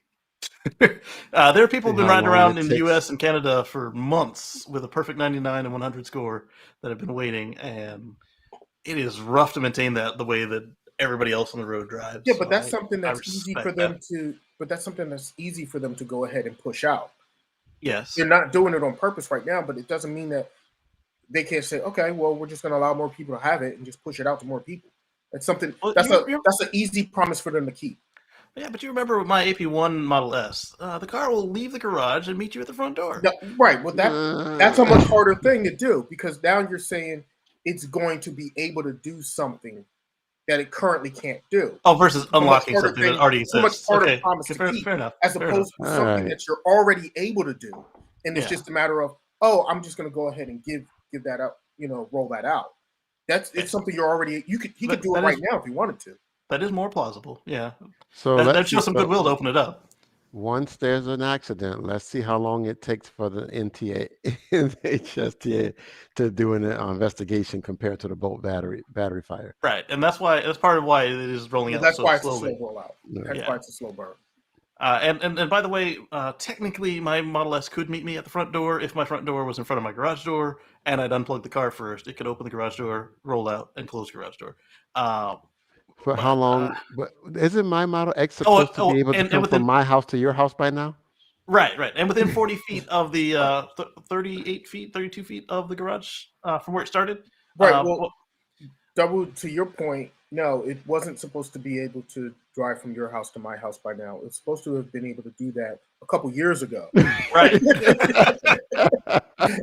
My point. Yes. Well, so it turned out that was actually describing Smart Summon, and Smart Summon never came to AP1. We do have Smart Summon now, and then I don't know what he's calling the Advanced Smart Summon, where it would be able to summon across the country. That is still on. I want Advanced Smart Summon to be able to, for me to drive to the airport if I need to go somewhere. Yep. Leave the car, let the car drive itself back to my house. Mm-hmm. So that way I don't have to pay for airport parking fees. And then when I get back, drive out to the airport and pick me up. Exactly. Or say your plans change, you end up at another airport and come meet me there. Yes. Yeah, or that. I want to fly in, land, and go to the hotel and sleep. And then when I wake up, my car has driven across the country. You don't need a rental, yeah. You don't need to rent a car. Yeah. Exactly. That's even better. I like that. I like that a lot. Yes. Well, we'll see what happens with that. The other thing we learned is we learned a lot of stuff at that event. Shoot. We learned that the 4680s are actually already being installed in the cars. Allegedly the ones that are built in the factory right now are still in test run, and those came from Cato Road, which is fine because we've been wondering where the Cato Road batteries have been going because they make a lot of them. A lot. Yes, and for sure they are the structural battery pack, and we got a lot of information and news out of that as well. I was a little bit touched when there was a participant in a wheelchair that was stuck behind a rail that came up to here, and the security guard came and asked permission to wheel them, and they wheeled them on the other side of the security gate so they could actually see the event, and that was the right way to handle it. Aside from designing it right in the first place for disabled accessibility, but that was the next best way to do it. What is next? We were sharing the Tesla stream, so let's now share this tab instead. I don't know if you're going to talk more about the 4680s. So go ahead. Oh, just about. I think Tesla Raj noticed the new standard range Model Y coming out with 4680s in it. Yes, so yes. I expect them to be LFPs. Okay, yeah, but it just kind of goes to what everybody was saying. Oh, the 4680s are going to have 600 miles of range, and right, we're just going to put less in them. That's all they're going to do. That's it. We'll just put 2 in there. Right. I mean, it only makes sense, really, for them to put less of them in there, so that way they can build more cars. Right. If you have the same number of cells, if you can build the same number of cells, then you can stretch that out for more cars. Right, and then and the other thing is, it also makes the car a little bit lighter weight. Yes. Which will give you a little bit better efficiency. So just like the airplane, the rocket, and the train, you can put in less fuel, so you put in less batteries, and now the car's lighter, so you need less batteries, and then you can keep going until you reach your minimum range that you want to get. And Tesla is just positioning themselves so well for the future. I mean, the prices are just going up and up and up because of all the inputs, but that's going to change. Production of all the inputs will increase, and when that happens, the prices will go down, and Tesla will be able to lower their prices. I don't know if the legacies will be able to do that. Right. They won't. Right. And Sandy made a video where he went through and he showed, how we've already seen the mega cast rear of the Model Y. And he said, this is what it is. And Tesla showed that they can do it with 4 or 6 aluminum ingots, which is not bad. Then Sandy showed us the front, the front casting. And that is done with 4 ingots, I believe he said. And it took down from quite a few parts. Like I want to say north of 100 parts, down to one piece. And it is lighter, it's stronger, and it has a lot less labor because the machine is a robot pulls it out. Then you might even not even have a human inspect it. It might be robot inspected, and so now they're cheaper to build, cheaper to implement. Like your inputs are just dropping. So as soon as they can catch up with supply, as Wood said, they're going to be able to lower the price while maintaining their profit margin. Right. And once that factory line for the cells inside the factory is able to go production quality, they won't need to import them from Cato Road. They probably still will, but they won't have to. And then that's probably when we'll start to see the 4680 long range cells packs arrive. Because right now with the short range, you can make more cars with the same amount of batteries if you go short range, standard range, I should say. And they showed off diagrams of the plant. Everything is kind of clustered to one side, so that way. Well, I guess you guys are in the camera, so it'd be to this side. Yeah. And it's not quite the way that Elon described it, with raw materials in and finished car out, but it's pretty darn close. and so you've got, like, on one side, you've got the bodies being manufactured, the raw materials coming in, and then everything kind of feeds to the final assembly line, and then they actually come out the side of the plant rather than the long end. And what was it? A third or 2/3 of the plant is empty right now, right? Right. Yeah, at least about a third. Yeah, it's about a third of the plant is empty. Yeah. So we're looking at future expansion. Future expansion. Right. We're looking at Tesla Semi and Cybertruck. Cybertruck. Yep. In that one building. Remember, there's going to be more buildings. So this is going to be incredible. And they're aiming for. They already are at 1 million run rate, but they're aiming at a 500,000 run rate from that plant as it opens. And here's the other thing that a lot of people forget. Yeah. As humongous as that plant is, that the footprint of the plant, it's also 80 feet tall. So there's multiple floors. Right. 3 floors, yeah. I don't know if he meant literally that the raw materials have to come on one end and go out the other end, but they all go into the plant and then cars come out. Yeah.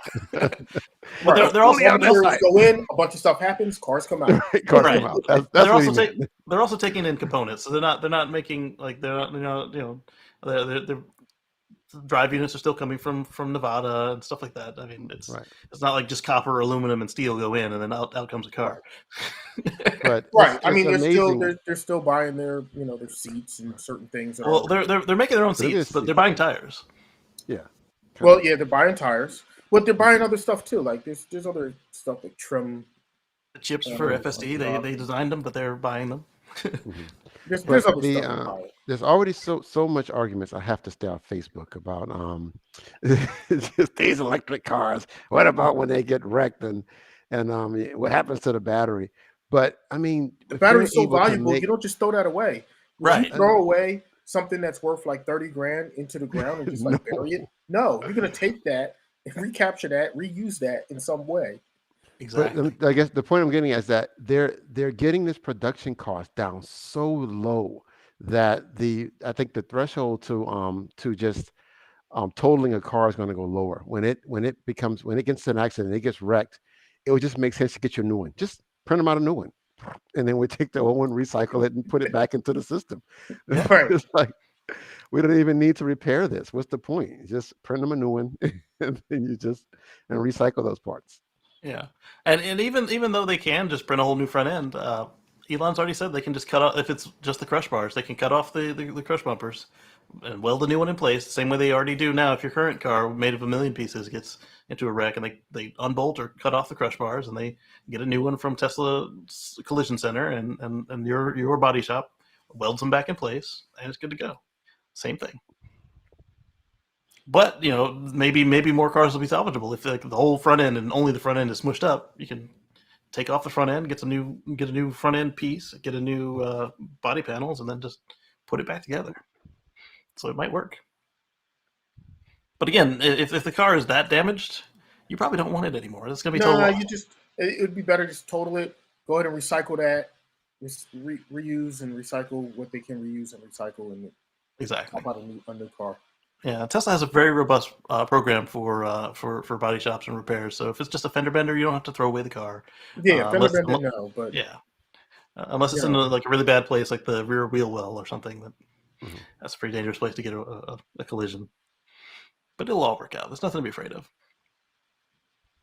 Yeah, so there's a lot of good news out of. Well, that's the other thing about the structural battery packs too. They make the car Yeah. safer. They're even tougher in a collision. Yep, and those are easy to put together as well because you put the interior together on the battery pack and then you just slide the whole thing up the bottom of the car. Now the that extra space they have, that 1/3 of the factory, they say they're going to have enough space to do the Cybertruck there, and then maybe some space for the robots that are gonna come after me with a knife. But hopefully not with a knife. No killer robots. Yeah. But yeah, that's exciting that they're gonna because they were saying they don't need as much space for the Cybertruck. It's going to be folding up some metal, folding up some steel, and not even painting them, I guess. Right. Yeah, they don't need, the Cybertruck doesn't even have to enter the paint shop. Yeah. Which is probably good. There's a lot of material to paint there if they chose to paint it. Eddie says, I hope that in October I can rent an EV when I go to Louisiana. I think you will be able to. I mean, you can now on Turo. You can. Well, I mean, I think for from Hertz and them, yeah. But yeah, there's Turo right now. I don't think you're going to be able to rent it from Hertz. So right I have now, a trip. Like right now, they're very limited. They're only in like, some of the major places like Miami, LA, just the major hubs, right? The big major hubs, like major spots. But I have a trip to New Orleans coming up, and I looked Turo, and you can get one on Turo. Hertz was not possible. Couldn't get one on Hertz. Then I looked at my actual itinerary. I was like, I don't really need to rent a car. I have some family there, so I'm going to pass, because the pricing was way higher in New Orleans compared to when I go to Atlanta. It's much cheaper, just more competition, right, more people with Teslas renting them out. But in New Orleans, supply. it's like 8 Teslas, so supply and demand, baby. Yeah, supply and demand. Exactly. So you got to be a place people actually want to go, and then you got to be like one of the 8 Teslas there, and you can name your price. I'm sure there's more than that, but Right. But then as a person renting out your Tesla, you've got, as we saw, was it 2 weeks ago, with that fool going down the wrong way in LA, flying the car, the Model S. The big jump. Yeah. So make sure they're insured. Make sure you got your insurance. Talk with your lawyer. That was a rent. Somebody rented that one? Yeah, that was a Turo car. Well, we don't know that it was Turo, but it was a rental for sure. It was definitely rented, and it was rented from a private person to a private party. Yeah. And it was a plaid. It was I saw not that plaid. It was story all over 75D. Facebook. And I thought it was a plaid. I looked at the badges and I looked at the car. It was you checked it? Okay. You can't jump a 75D. You can on a road that's built wrong. That road is built wrong. So wrong to the point they made it one way only when cars became powerful enough to leave the road. Okay. Well, I have a they were driving the wrong way on a one-way. That's why they were able to jump it. Yeah, well, that's just in case somebody was coming the other way, you can jump over them. So that's safety. That's safety. As we saw the week after, the guy who Subaru blocked the car from sliding any further, his insurance was not up to snuff, and he did a GoFundMe to get his Subaru replaced. I'm not so concerned about all the trash cans and recycle bins that were destroyed. They belong to the city, but that's a certain amount of taxpayer or service people that you had to deal with the money being gone and replaced. So I purposely did not follow this story. I said I'm not going to give it any of my Facebook energy. I was so upset about it. But I do have a question. Was that the same guys who've been doing these Tesla stunts that ran the Tesla into the into a factory in no, here in California? Or some different guys? Different guys. They appeared to be inspired by Dobrik's Model X P100D jump, and okay, yeah, and they took it further because that one was in San Fran, wasn't it? That was the same street during the daytime. Oh, it was that same street. Yes. Oh wow. Okay. Yeah, the white Model X that went flying. Same yeah. street. Oh, that was here. They got that Model X. They got that Model X to catch air by going the wrong way. Well, I have a 75DX, so I'm gonna go do that, and I'm just gonna open my doors to get a little bit more aerodynamic lift and see if I can go further.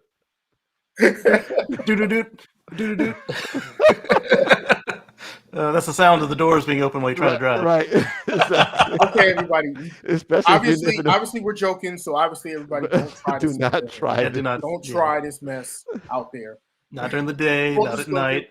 Full disclaimer: we don't want anybody to try any of these Right. crazy stunts, and it's very dangerous. You can hurt somebody. Somebody could have got killed. Not with a I'm stolen not going to kitten do this. in on board. Not with your drunk friends on board. Come on, guys. Just think things through. Lee is asking if the door opens while driving, and not while driving. It will close while driving up to a certain speed. If they're already open, you can drive them. You can drive, Right. while the doors are still open, but only up to a certain speed. Right, and previously you used to be able to from the how screen. I know that. Right, same here. I did a video on it. You used to be able to open the doors while in drive and stopped, but now I find that if I open the passenger door while stopped, it puts my car in park. However, if the passenger opens the passenger door while in drive, it just beeps at me until I close it, and then it will go back to allowing you to drive with the door open or go back to normal once you close it. But you can again close all the doors while it's in motion. So there's a local parade here, Fiesta Days, and part of it is that all these people with their fixed up Jeeps and go through and coal roll and all of this stuff. And I say, you know what? It would be neat if we got the local Tesla group together and we all drove our Teslas in the parade.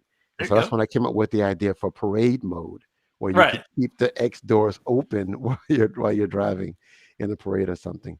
That would still be kind of dangerous. It can be. I've done a couple of birthday drive-bys where we have a bunch of Teslas roll through, and I'll put the doors on the X up, and we'll go through slowly, and it makes a heck of a racket. So I'll put on some music and yeah.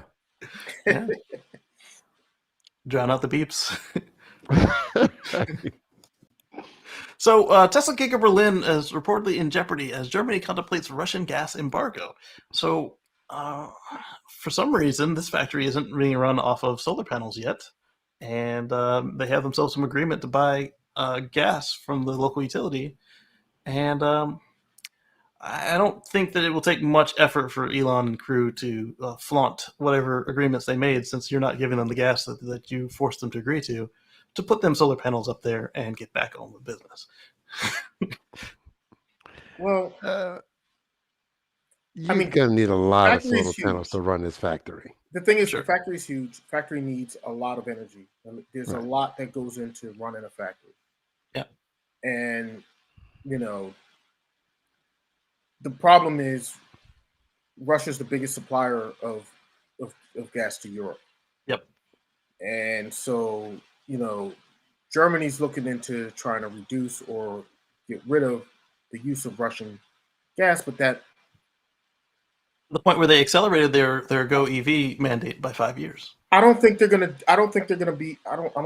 completely ban using Russian gas until they know that they can sustainably do it. Because, you don't want to cripple your own country and trying to. And I get what they're trying to do, but you're not trying to cripple yourself in the process. Right. So I don't know. I think Germany will continue to reduce the amount that they're getting from Russia as much as possible and as quickly as possible. And they're going to accelerate that even more and just keep reducing, what they get from them. Unless they secure a different supplier and secure it coming from somewhere else. I don't know. There are a couple of smaller countries that are kind of thumbing their nose at these larger countries that are like, hey, we did it. Yes, you're smaller, you did it. And then there are other countries that are oil producing that were going to actually shut down their stuff this year. And then they decided, maybe we shouldn't shut down our stuff this year because then we'll be up there with Germany and them buying Russian gas instead of using our own. And it's going to be interesting to watch it play out, and I hope that they can do the right thing for the Ukrainian people versus harming their own people. I understand, not making money, that's fine, but having your own people freeze is not good either.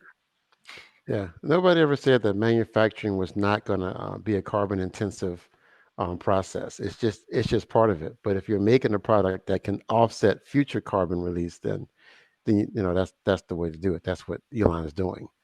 So but yeah, Germany need the energy, and there's not that many more places to get it from, and there's even the alternative places. They're not attacking people right now, but you're not going to find a place with a benevolent government in place. That's just part of being able to stick a straw in the ground and pull up money. You tend to have Europe is leaders, leaders that are not for the people every time. Exactly. Yeah, Europe is not exactly flush with fossil fuels, and especially not liquid ones. And we in North America we're blessed with it, but as Dude was saying, everybody else has to get it from folks that you might not want to further their ambitions anyway. Right. So let's talk about Mary leading. The Biden administration said senior officials held a meeting with major automotive leaders, including Tesla CEO Elon Musk and General Motors CEO Mary Barra, to discuss electric vehicles and charging. I still think Tesla finally got a seat at the table. Right. I still think that until she gets her company back on track, that they should put forward everywhere they're actually putting GM. Because just because she says she's leading doesn't mean they are. Listen, I'm just glad that Tesla finally got a seat at the table. They finally got acknowledged, and the administration's actually talking to them now. There you go. Acknowledge and talk to the leader in the current leader. Yes. In EV manufacturing. What are you talking about? GM and Mary Barra's the leader. He said it. Joe Biden said it. The current leader in electric vehicles. And by the way, happens to be an American company. I mean, it only makes sense. The most American company. Literally down the street from my house. Yes. Right. Yes. So what they were discussing is Biden administration wants them to have seamless EV charging station use. So for Tesla, that's done. For the other automakers, they have some cars that can do it, like the Porsche and the Mach-E can do. You plug in. I think they called it plug and charge, and it had some awesome name like JF something. It had a technical number, and what it does is you just plug in, and then the providers all get with each other and they figure out who to bill and how to bill, and then you just plug and go. And I think that's pretty important. There's just going to have to be a standard. I was trying to follow this stuff on Facebook, but if there's not a universal charging standard, this stuff isn't going to go anywhere. I mean, not just the what technology is used, what type of port and plug needs to be used. I mean, even gas cars all have the gas hole on the same side of the car, right? For the most part. I mean, even the charging ports are all over the car. All over the car, but you can't even pull it. We want to open up the two superchargers. Well, you can't even pull your car in to the supercharger because your charging port is in the front or in the wrong spot. Yeah. So this stuff has to be standardized. They just have to sit down and admit that Tesla has the best system, and allow them to use it. Right. Or somehow get Tesla to do what they did in Germany and by way of the rest of the EU of putting CCS on everything. But even if they put CCS in everything, it's still standardizing where the charge port is, just the location. Like, here, put it on this side of the car. Or that the station has a long enough cable to reach, or which like is super expensive. For example, if it's in the front of the car, it can be in the very front. So now when you pull in, it doesn't matter which side you're pulling it from. It's the very front of the car like Nissan does. Or you can put it on the same side of the car that if you pull in on the front, it would be the same side as so in other words, if it's in the front, put it on the passenger side. Whereas if it's in the rear, it's on the driver's side. So this way, it could be... They all reach. Yeah. It would just reach. It would be on the same side. Right, because they can't all afford to do what the Porsche and Audi do and put two ports on the car, because that's expensive. Right. But Tesla also has a simple cable management system. Make them really short. Yes. Yeah. I mean, I go places and I charge these cables all over the ground. The cars are running over them. It's just going to be a maintenance issue. It's not going to last. And then when it's really cold, that long cable is frozen in the wrong spot. Oh, I don't have that issue here, but yeah. Well, I mean, for the other people's stuff, yeah. The short cable doesn't have that problem. Yeah, and the liquid cooled cable also doesn't have that problem because it's heated and cooled. Right. Yeah. I mean, yeah, you come in, the cables get all in the water, and it's horrible. Mm-hmm. Yeah. So it looks like Biden administration's on with us about how this should go down, and they just need them to agree. All right. So we talked about Toyota adopting the camera-only policy, and let's share this one instead. Breaking! Deliveries from Giga Austin begin tomorrow at the Cyber Rodeo, and yeah, we saw that. 15 cars rolled across the stage, and then one of them stopped because it was a Cybertruck.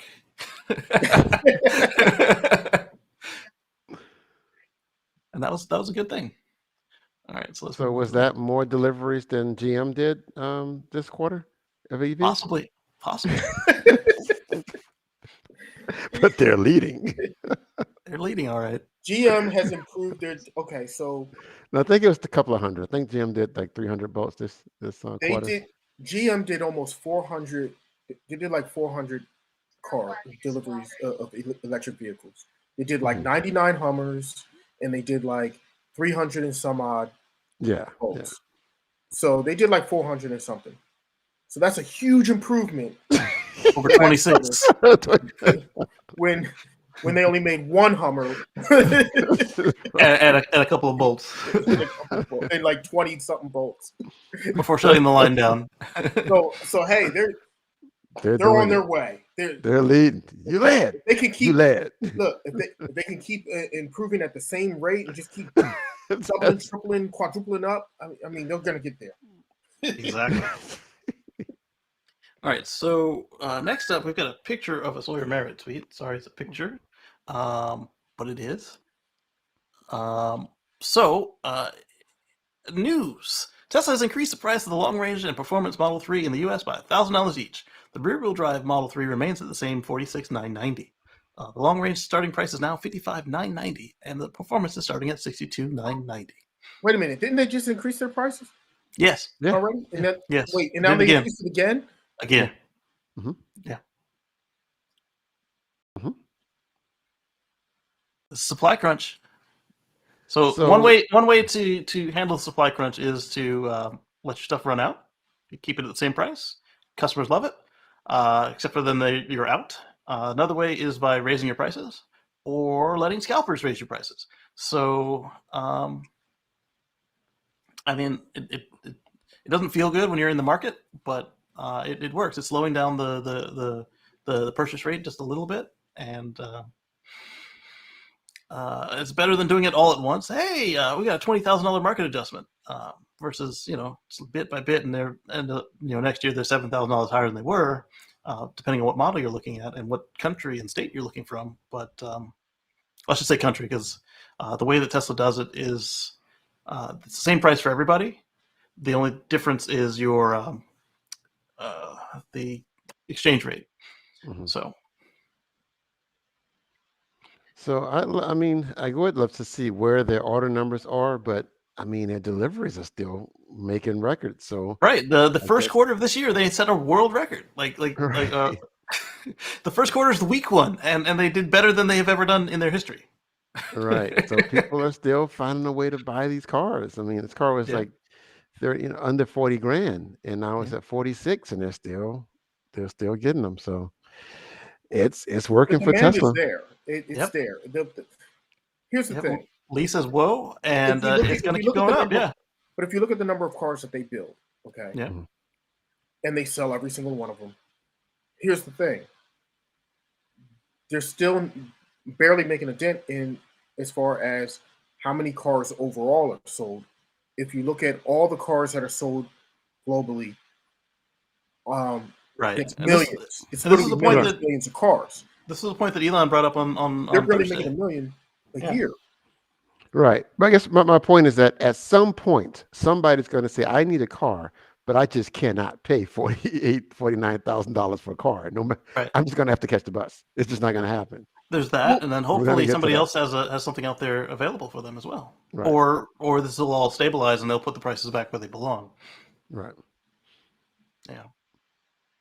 Because another thing we saw I don't know if I included the link to the tweet or not, but the price of lithium, not that the car uses that much lithium, was it 80x from where it was in 2012? I think it was an Elon tweet. Let me see if I can't find it.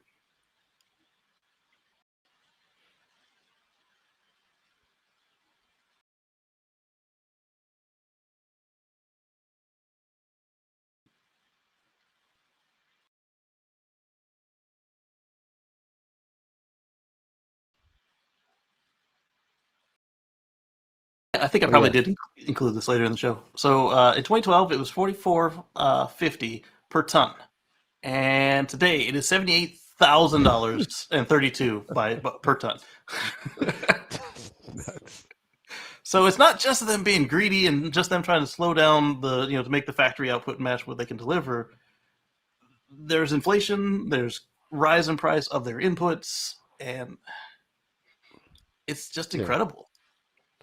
So that's what I tell people, that whenever I mention the future of electric cars and how things are going to go that way, and they keep pointing out, well, it costs too much money now. It's like, you don't understand. It's when all these inputs go down in price, when the production of these inputs, I mean, there needs to be a bigger supply chain for the lithium, and that's happening slowly, but it's happening.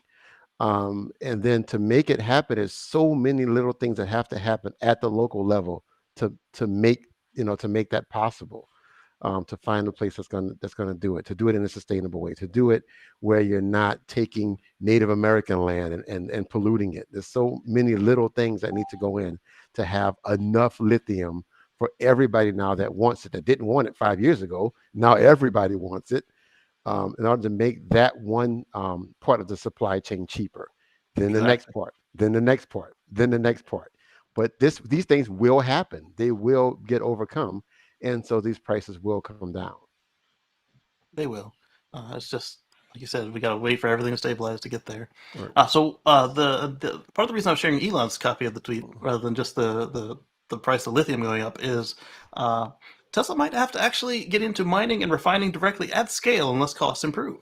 There's no shortage of the element itself, as lithium is almost everywhere on Earth, but the pace of extraction and refinement is slow. Remember, this is the third most common element in the universe. So it's not like hydrogen where it's always locked to something else. It's well, Elon did mention previously about at Battery Day doing, getting their own lithium because he did mention the fact that it is a very popular element. It's not that hard to mine.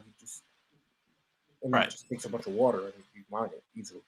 Exactly. We mine it the same way we mine table salt. It's table salt, exactly. Right. Put it out in the field, let the water evaporate, and then rake up the muck. Hey, they're very vertically integrated companies, so I could see them actually getting their own lithium. Yeah. If the price gets to a point where they don't like it, they'll just get their own. They said they were going to get it in Nevada. Just take it right off the desert, and then put the desert right back when it's done. Take the lithium out, put the dirt back. Elon mentioned the way they can do it without water. They're going to do it with just regular salts to extract the lithium salt. And like the wood said, once they're done, they're just going to put the dirt right back where they got it. So it'll just be missing all the lithium. But that's what the rabbits eat. The lithium spiders are mating season in the desert. Theoretically, it would be possible to convert the entire U.S. vehicle fleet using only lithium in Nevada. That's just a single state. And Elon says true. Absolutely. Let's see what else is in here before we go. We have some cool ideas. Yeah.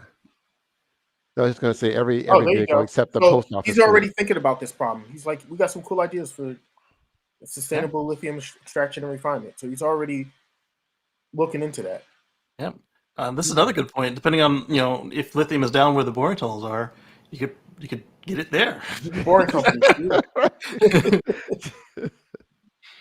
As demand for electric vehicles increases, lithium prices are likely to stay high. It's a possibility, but you're looking at supply as well. Remember, lithium is the third most common element in the universe. Thinking the prices will be high for everything. Remember that one time they shut down the country and printed trillions of fiat currency? Maybe. All right, so let's move on to something more fun than all this depressing stuff. And what's more fun than the production of lithium? And let's look at this other tweet from the other Omar. Let's make this one big. So a Cruise driverless car gets pulled over in San Francisco and tries to run for it. Doesn't have it. Well, I guess the robots need to see where they're going. But others need to see them coming. Yeah, other than you see them, yes. Yeah. That's the part I would say is probably the bigger deal with the driverless car, is that you need to know that the car's coming. So all we gotta do is be invisible, and there's no hand on the gun. The robot can see. That's LiDAR. It's just others need to see them coming. Right. But it's just that's just funny. It is. Well, glad they didn't shoot the tires out. That's true. So Dan has got. Dan looks like he's getting ready to buy an electric lawnmower, or there's a sale at the hardware store on them. I'm not sure what he's telling us here. He's sending us a bunch of pictures of an electric lawnmower. I use a. I love mine. Ego right now. Same. So while we wait on all of that to figure out why we're seeing electric stuff, which is cool stuff, the Mercedes EQS is going all new. Upcoming in 19th of April. But this one is EQS SUV. So we've seen the EQS sedan, which looks like a fat Honda Civic from the 7th gen, but with a nicer interior, obviously. But the EQS SUV, because right now, SUVs are what are selling. So you can make a sedan all you want, but you're not going to sell as many as if you make SUVs. And if you make it electric, then we'll be happy with it. So there you go. Okay, Mercedes, whatever. So we're in the market for a new SUV for the family, and my wife says, if I'm going to go electric, I want a Mercedes. So I said, fine. Mercedes has the EQC. We'll get you that. Yeah. Too small. No, it never made it. It never brought it to the US market. That was just 2 years ago. Yeah. So we've since bought the Model Y. We've had the Model Y for over a year. And now Mercedes wants to make an SUV. Okay, we'll see. Too late. Oh, so you're in Eddie's camp. I believe it when I see it. Exactly. Right. Well, all you got to do is burn him once. Fool me once, shame on me. Fool me twice, can't get fooled again. You shouldn't be fooling people.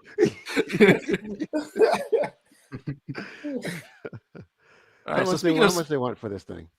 I didn't even look. Let's see what it says. Let's look for a dollar sign. Or a euro sign. Zero out of dollars. I don't know how to make a euro sign on the keyboard. So speaking of small SUVs. Oh, wow. The Mazda MX-30 managed to sell 101 units in March of 2022.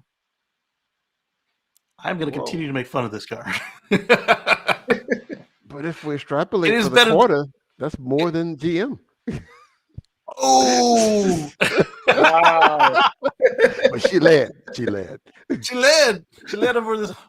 She got whooped by a 100-mile EV in 2022. But she's the leader. And I'm not saying that it's not good to have options, and I'm glad that Mazda is making an option, but I just think that in 2022 it could be better, and I will continue to lambast them for that. But it could have been a gas SUV with a small engine and small tank. So yes, this is better than nothing, but barely. 101 units. You beat GM, so I mean, who am I to say is wrong? Mary led. Trying to think which big gas car is Mazda trying to offset with that compliance car? All of them. Maybe this is just cheaper than giving the money to Elon. Exactly. Does Mazda have? Well, are they? They make like CX-9, CX-7, right? So those are big SUVs that need offsetting. Okay.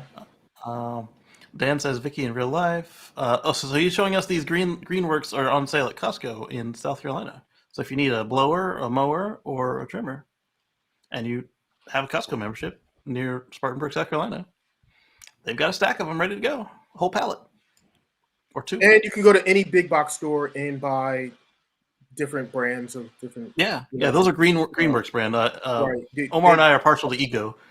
So Lowe's sells Egos. Mm-hmm. Home Depot. They used to do it at Home Depot.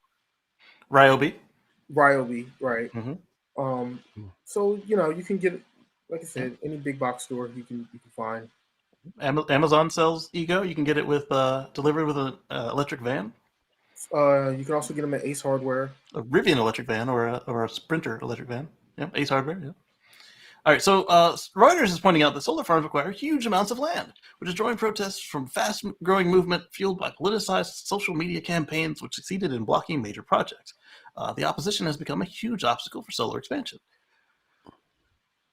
It's really quite sad to see because when you look at it, as we've seen, that you can actually multi-use the land with solar and crops or solar and livestock, and it actually worked out nicely. Or you could put it over parking lots, and then it becomes better on your paint, less energy used for the cars because the AC doesn't need to work as hard when you first turn it on.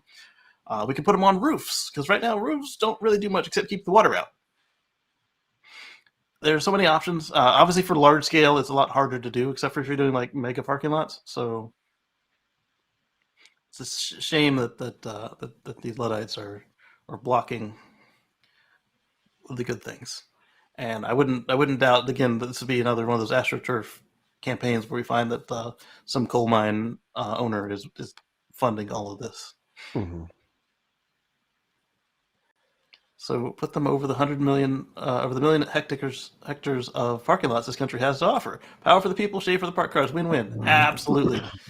That's what I was just saying. Take a look at Italy. Nearly all the service stations out of the Alps north have solar panels over the car park bays, which have added a bonus of keeping the cars cool. Yes, that's what I'm saying.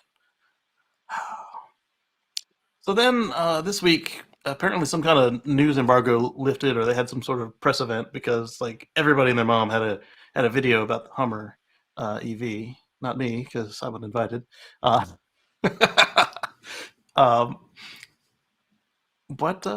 so that thing, first of all, it's humongous. Huge. It's super heavy. Tons? It's like over 10,000 pounds or something. Yeah, like 9,000 pounds. But it's better than an 8 mile per gallon Hummer. I'd much rather. Absolutely. Yeah, I'd much rather the 4. They're also very expensive. Super expensive. I hear you can get one at a local dealer for $300,000. They're only selling for over $100,000, like 119 or something. And they're sold out. But basically that's somebody pre-orders and everything. They're all sold out through the end of 2024. I think they're sold out. Yeah, so that's why this guy's able to ask $300,000 because he got his. He left it on the dealer floor, so you could say it only has 3 miles on it, but now it's used because he titled it. You can buy a used Hummer for $300,000. That sounds like a great deal. All right, so we talked about the Aria delay. This one is an interesting way to phrase what's going on at GM. Jalopnik says Chevy is trying to hit reset with the Bolt. This is coming from their morning shift. So what's the morning shift say? Other than they're starting production again. They're starting production again. First gear, Bolt. The Chevy Bolt, as you recall, was the subject of a massive recall last year because of potential fire. Chevy's fixed those issues. Chevy thinks you should buy a Bolt now, and in fact is launching a couple of ads aimed at mothers to hype the car. Wow. Again, when are you going to make Eddie whole before you start selling new cars?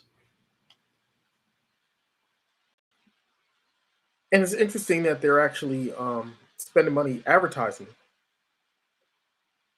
I mean, they probably already paid for those ads, though. I understand that.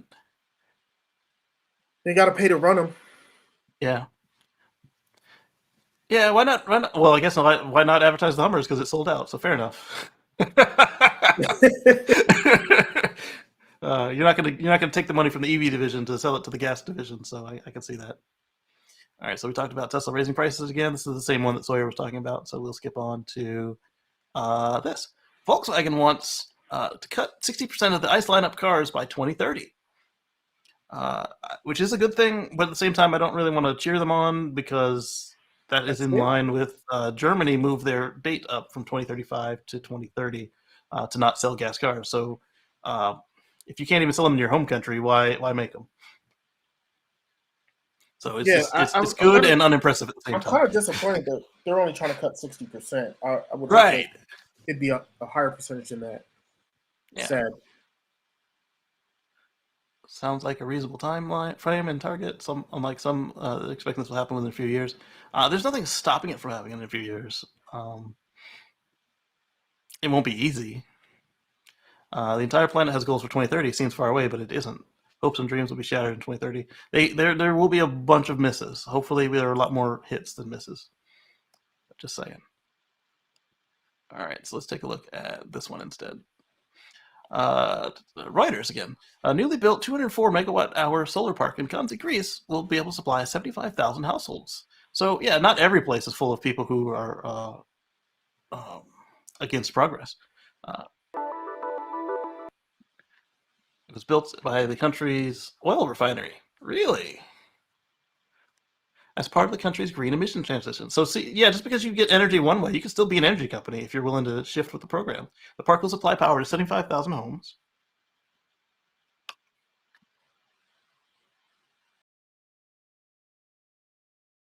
All right. Good stuff. We need more of this, not the other one. People blocking it.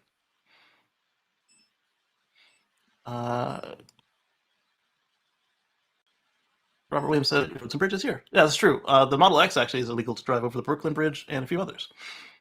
And it's much lighter than the Hummer EV. Half. And it's not a light car by any means. So if my little monster is too heavy, just double it. Yeah. All right, so let's go on to something more fun. The new Smart EV has 268 horsepower and up to 275 miles of range. I'm guessing this is a Europe exclusive at first because most of the Smart dealers here shut down when Smart went EV because they were children. The Kia Soul Cooper Works Edition. 4,000 pounds. Yeah, 4,000 pounds because it's got a big old battery in it. That's why. Paste and go. Look at this. I mean, it doesn't look unattractive, and yes, it does have that Kia look to it. Let's make this bigger for you guys. I don't know. I kind of like it.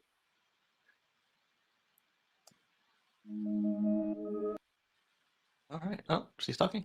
My name is Jennifer Sun, and as a future CEO, I can tell you one thing. 2022 was the year that changed everything. So much hyperbole. Let's scroll through. Can I look at your ad without other ads on top of it? Ads on top of ads.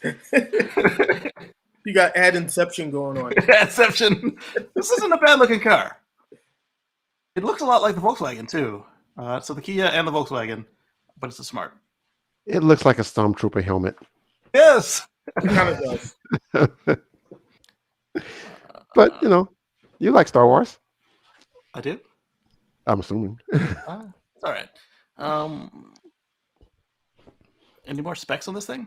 It's the evolution of what Ben started in 14 with third generation Smart 4.2 getting an umbrella face. They call it umbrella face. The back looks the same. I heard the interior doesn't look terrible. I guess it's an SUV because of the sizing and the shape.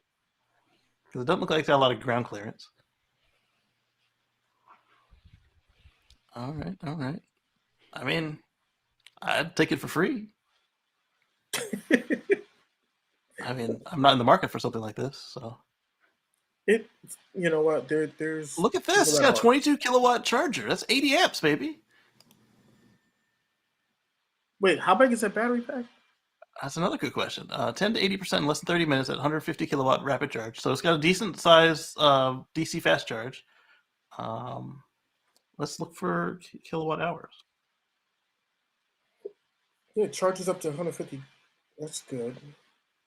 Yeah, 66 kilowatt hour battery. So this is advanced battery tech to be able to take a 150 kilowatt charge and charge at 22 kilowatts while still being under 70 kilowatt hours. Nice. And so that's why the folks are complaining that it weighs 2 tons. But it's an SUV. And you can go as fast as 112 miles an hour, which sounds slow, but it's extra legal almost everywhere. So And Eddie says he's tired of the same old SUV look. But it's what's selling. This is the reason why everybody is doing it, because that is what sells. Right. Yep. That form factor is what sells. Yep, they got some nice SUVs and door pickup handles. trucks sell. Yep. Not your problem. I'm not in love with LCD gauges as described by manufacturers. Okay. Yeah, it isn't my problem. I was wondering when EVs really become popular, will charging rates and electricity use become, all that vernacular become part of the part of the lexicon. But then you think about it, I think people hardly talk about how much gas they use. They know gallons, they know miles per gallon, and that's about it. Right. There's a little bit of talk about, hey, mine's more efficient than my last one or whatever, but not much. All right. Yep. So we've got a video here from, I think it says Reuters as well. Yeah, Reuters. Demand for manure is surging as the global fertilizer shortage made worse by the crisis in Ukraine hits farmers and producers. As I eat while we talk about poop. Fertilizer.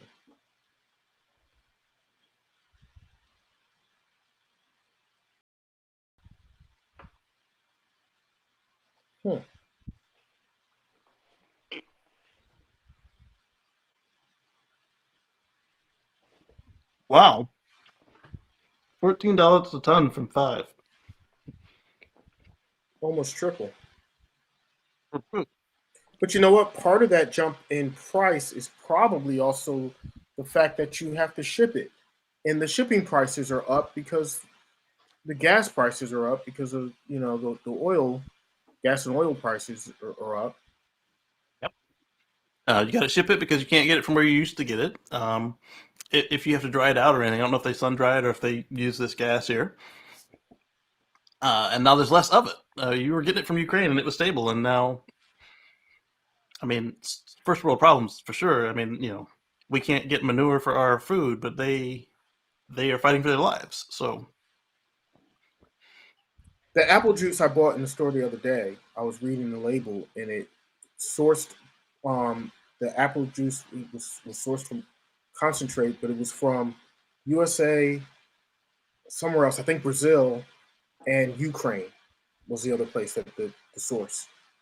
Wow. For this apple juice. And I was just thinking, scratching my head and thinking, now that, the Ukraine source is probably going to be a lot more difficult for them. I mean, they have the other sources, but is that going to make the price go up? It probably will. Mm-hmm. That's the way the market rolls. All right, so we talked about Chevrolet making new ads, and there's an article just on the new ads, not just that the Bolt EV are back. There you go. Here we go. I was telling you guys that some countries were more progressive than others in this whole situation. This guy from Lithuania, what was he, the president or something? Yeah. The president of Lithuania says, from this month on, no more Russian gas in Lithuania.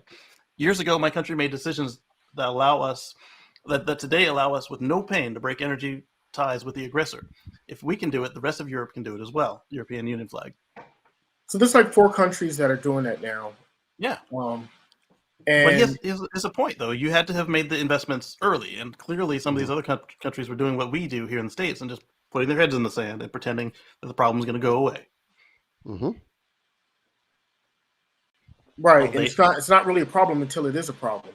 But the problem is if you didn't prepare early, then when it is a problem, you're not prepared for the problem. Right, but Exxon and one of the other companies told us in the 60s and the 40s, hey, this is going to be a problem. And what do? We shut them up. That's inconvenient. To shut up. You're fired. Here we are. It's coming exactly like they promised. A little bit later than they promised, and a little less aggressive than they promised. But only because we had stuff like the Prius and CO2 reduction campaigns, and they just weren't strong enough to actually stop it. And so now we're trying to limit the impact as much as we can.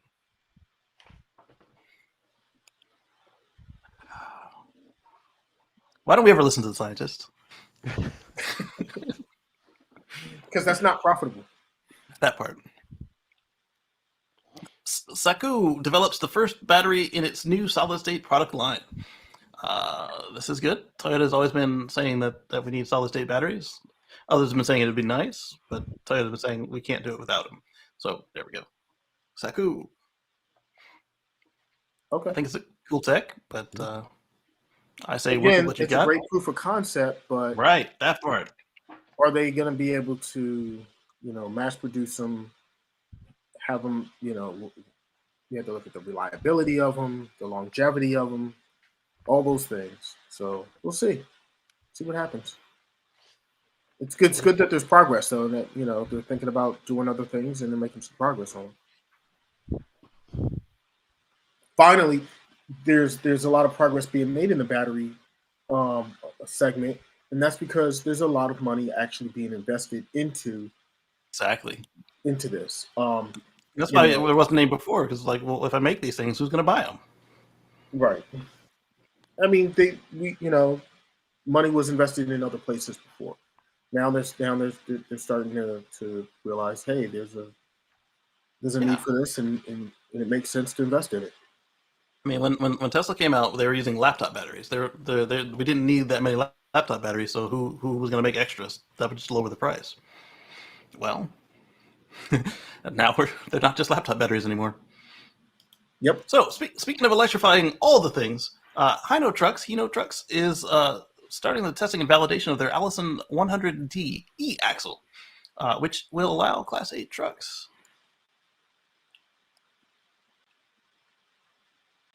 Allow Class 8 trucks to be electric easier, and you could probably also use them to convert existing trucks. Let's take a look and see what they have to say for themselves here.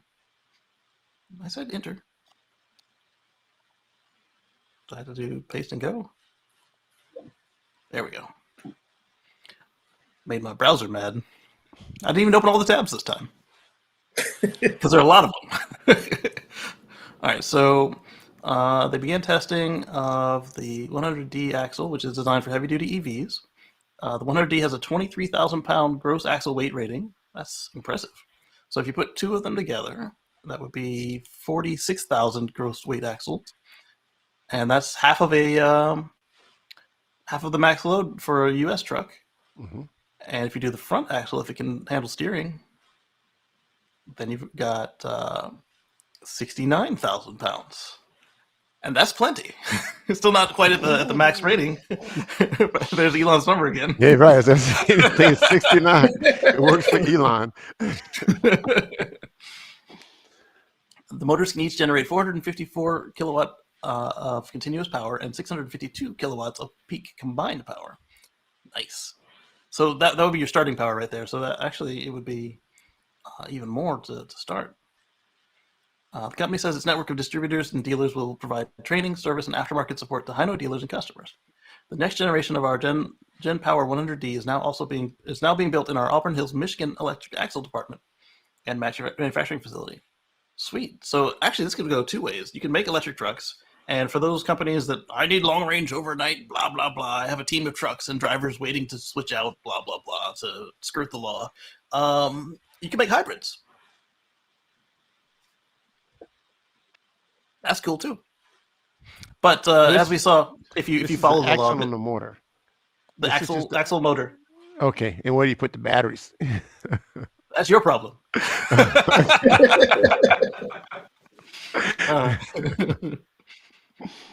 But as we saw, the electric trucks should be able to, assuming that you can get the batteries and then put them someplace sensible, and assuming that your motor has enough output, as we saw with the megacharger network, you should, not just megacharger, but similar networks, you should be able to stay within regulations for driving time. You should be able to be serviced fully by an electric truck.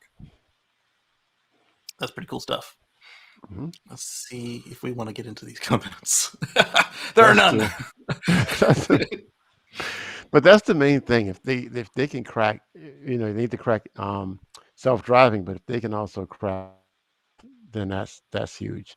right near my house, they're building a bunch of distribution warehouses, and I'm like, oh my God, the truck traffic near my house is going to be crazy. I would love for EV that to be trucks. all EV trucks. Yeah.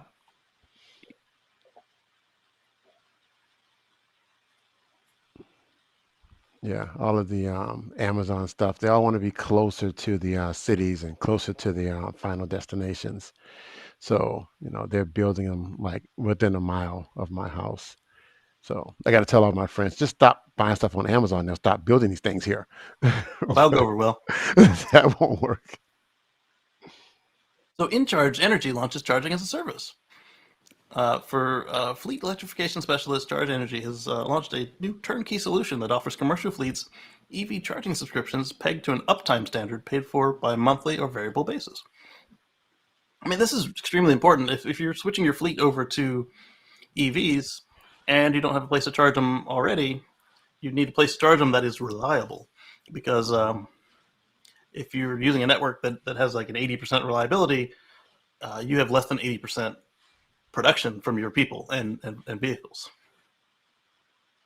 So how does this work? So they install the charging for the company, companies for their fleets, and then they also maintain and do the maintenance to make sure that there's reliability and uptime, and that if any of the stations go down, they repair it, and it's all for a subscription price, lease amount that they're just paying. And because you're leasing the equipment and paying for the power, you no longer have a capex. You're not buying equipment, so you don't have to pay for it, install it, and depreciate it. You just use. But wouldn't it be a lot cheaper just to pay for it and install it, and then you own it, and then you're done with it, instead of paying a subscription? It could be. Depends on how your money's set up. See, the way my money works right now. I think overall, it would be cheaper to own your own, but for in some use cases, it could be advantageous to do it as a service. Yeah, it depends on, I guess, they don't have that money up front to put, to put up. They can. Yeah, you're already leasing the cars. You don't own the cars either. Yeah. Oh yeah. Well, if you're yeah, if that's not your core business, that's just part of what you need to do to make it happen. But dealing with cars and fueling them has just always been, a problem that pulls you away from what you do mainly. So just to outsource, in a sense, that would make sense for some businesses. Exactly. I mean, right now, most companies lease their copiers. Most companies don't own their copiers. Yep. A lot of companies lease their computer equipment, monitors, PCs, laptops. That's what every 3 years they get a new one. Yeah, do it. They have some great lease programs out there. I have not looked into that yet, but that's like, I never thought I would be spending this much money. I'm a dentist. Why do I spend so much money on computers? Everything's in the computer. Your X-ray, your charts, your everything. Everything. Yeah. My patients are like, why do you charge so much? Computer every 5 years. Right, and then as your vendor updates for security or for performance or new features, oh, sorry, your computer doesn't maintain our software anymore, and you've got all your patient records in here. Do you want to try and jump vendors, or do you want to be on a supported platform? So now you're upgrading all your computers just to keep the software running. I want to talk to my guy. I've been with the same guy since I started my practice. He started his IT company at the same time that I started my practice, and we've been growing together. Nice. And so, like, when I first started, the owner used to come and do everything for me. Now I don't even see that guy anymore. He's got people I don't even know that show up at the office. So no, check their badge. That's not the right badge. No, they got uniforms now. At first, he just got uniforms. Wow. Right, he showed up in the street clothes. That's what I used to do. They had to call ahead. I got a new guy coming. Here's how you spell his name. If they spell it wrong, it's not him. All right, so Core is going to build a 12 gigawatt-hour lithium-ion battery factory in Arizona. Arizona, eh? Who's out of Arizona? We've got a manufacturer out of Arizona. Is that where the second Rivian plant is? Well, that's right. That's what I thought you were hinting at. Yeah, I think Rivian. Got their design style too. All right, so who do they think is going to be their customer? Update: Core Power is now closed on 214-acre site in Maricopa County. Wow, isn't that the one where they had the vote contention? Yep. Did not know what the heck Maricopa County was before Trump became president. Right. Not part of what I needed to know. Yeah, so they're going to ramp up production at their existing facility in China from 2 gigawatt hours to 6 gigawatt hours, and will have an 18 gigawatt hour total production capacity by the end of 2024. And then how much was this one again? 12. All right. So yeah, 6 plus 12, 18. Good. Have them done locally.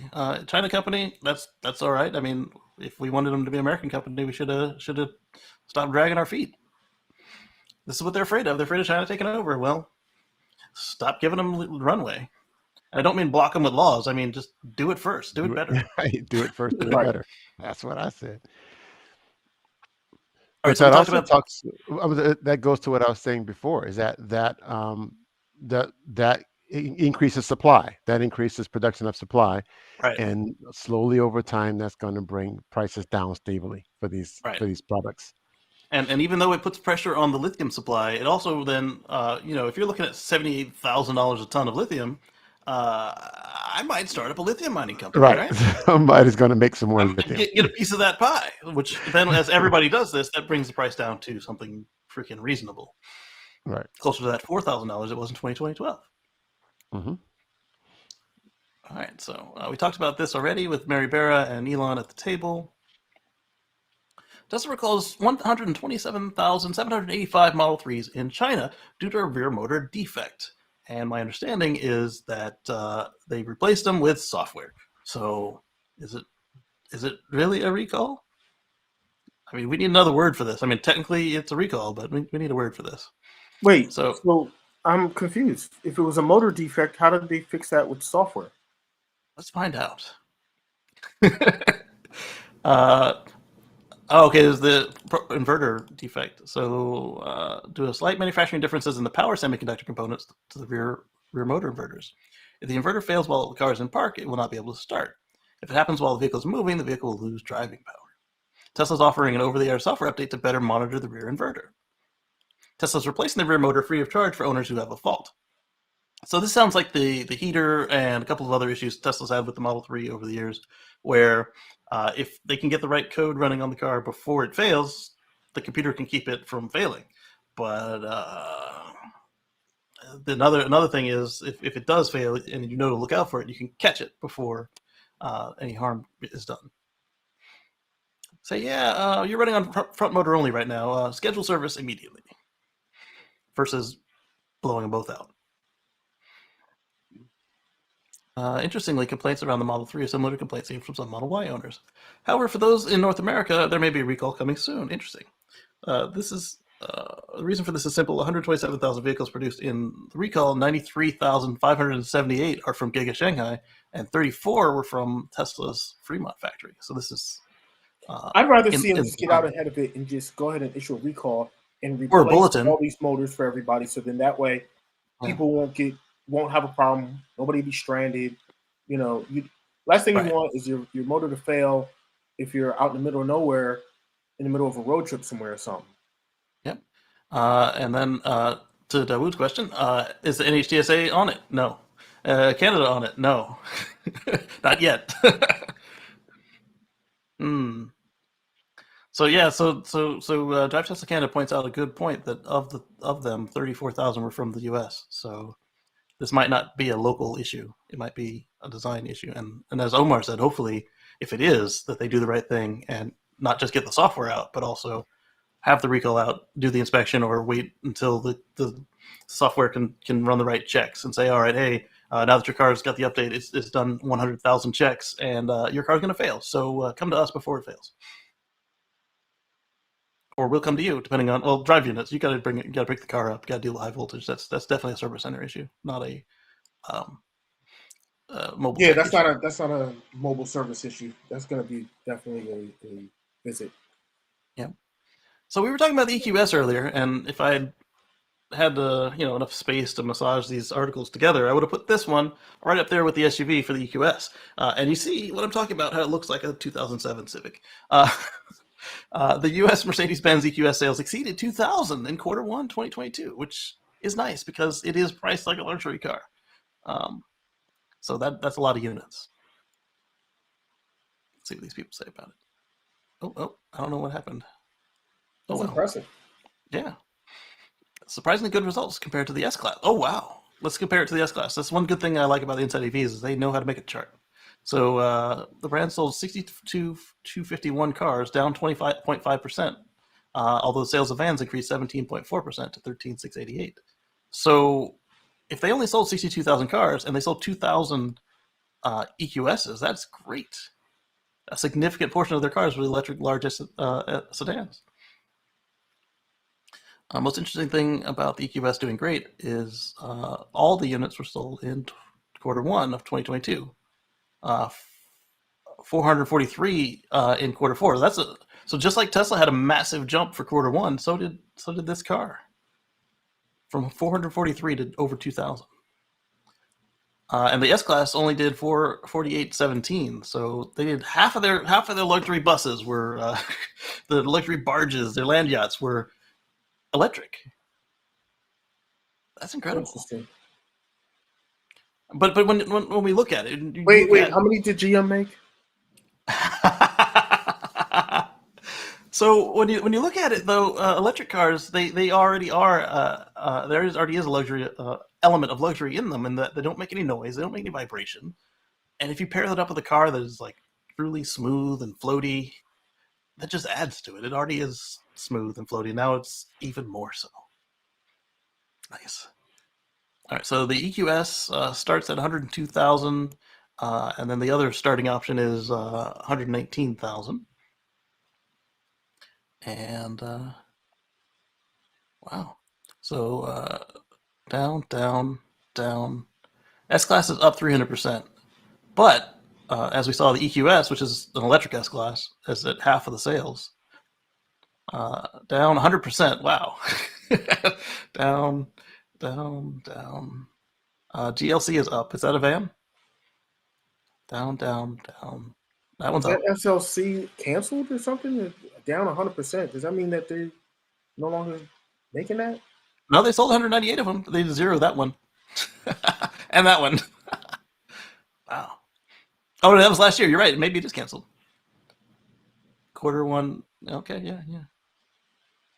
Wow, maybe it could be canceled. First look up what the SLC is and see what these stars are. Models have been discontinued in the U.S. market. You're right.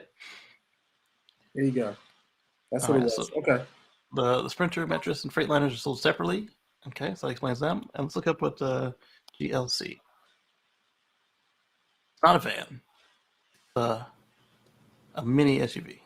Okay.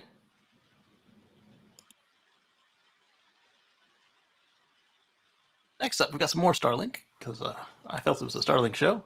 Starlink deployment in Kyiv Oblast. Nice. Good job. We should point to Ukraine next time someone complains, why are we wasting money on going to space when there are problems on Earth? Yes. Good point. Have a retweet. Internet connections are that important right now. Good on Musk for that. Not a fan of his. If somebody find out their love is still alive, then love itself is more. Long live Ukraine. Yeah. Those Starlink terminals got there quickly and now helping newly liberated cities around Kyiv. At first I thought they were praying at the dish, then I realized everyone had their phones in their hands. I can see it. Yeah, it kind of looks like a prayer circle. It does. Thank you for this ability to reach out and talk to people. No, they actually are just talking to people. VW Group is to reduce the number of models and focus on premium cars. So after Thursday, Elon is expanding and VW is contracting.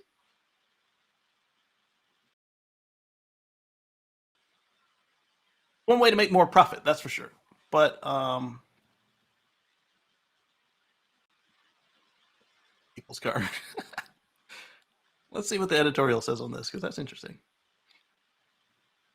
Because literally the whole reason for the more gigafactories is to make more cars. If part of this focus on premium cars means that they think that EVs are premium, that's fine. Yep, there we go. It's prioritizing vehicles with larger profit margins. Yeah, so they're reducing the number of different type of models. Doesn't mean that they're trying to reduce the number of cars they're making. Sell fewer cars overall. Oh, never mind. They're just trying to maximize the profits then. Yep, the key target is not growth. Wow. All right then. So they will reduce their range of petrol and diesel cars consisting of 100 models spread across several brands by 60% over the next 8 years. So you're going to go from 100 to 40, right? Okay. As long as they don't forget about their EVs, I could care less about their fossils. Well, they can't. They have no choice. They're going EV. Yeah. So Proterra becomes the first EV maker to earn multiple zero-waste certifications. Let's take a look at that. Proterra, if you're not familiar, they make buses. EV buses. Among other things. But I know them for the buses. They get certified for zero waste, total resource use and efficiency, or TRUE. So in order to receive TRUE certification, you have to have a zero waste policy in place. It also has to achieve 90% or greater overall diversion from landfill, incineration, or waste to energy. Okay. And the environment for solid non-hazardous waste for the most recent 12 months. It must reduce, reuse, recycle, compost, or recover materials for productive use in nature or the economy. Further, it must meet all federal, state, and local laws and regulations and must document and submit all waste diversion data.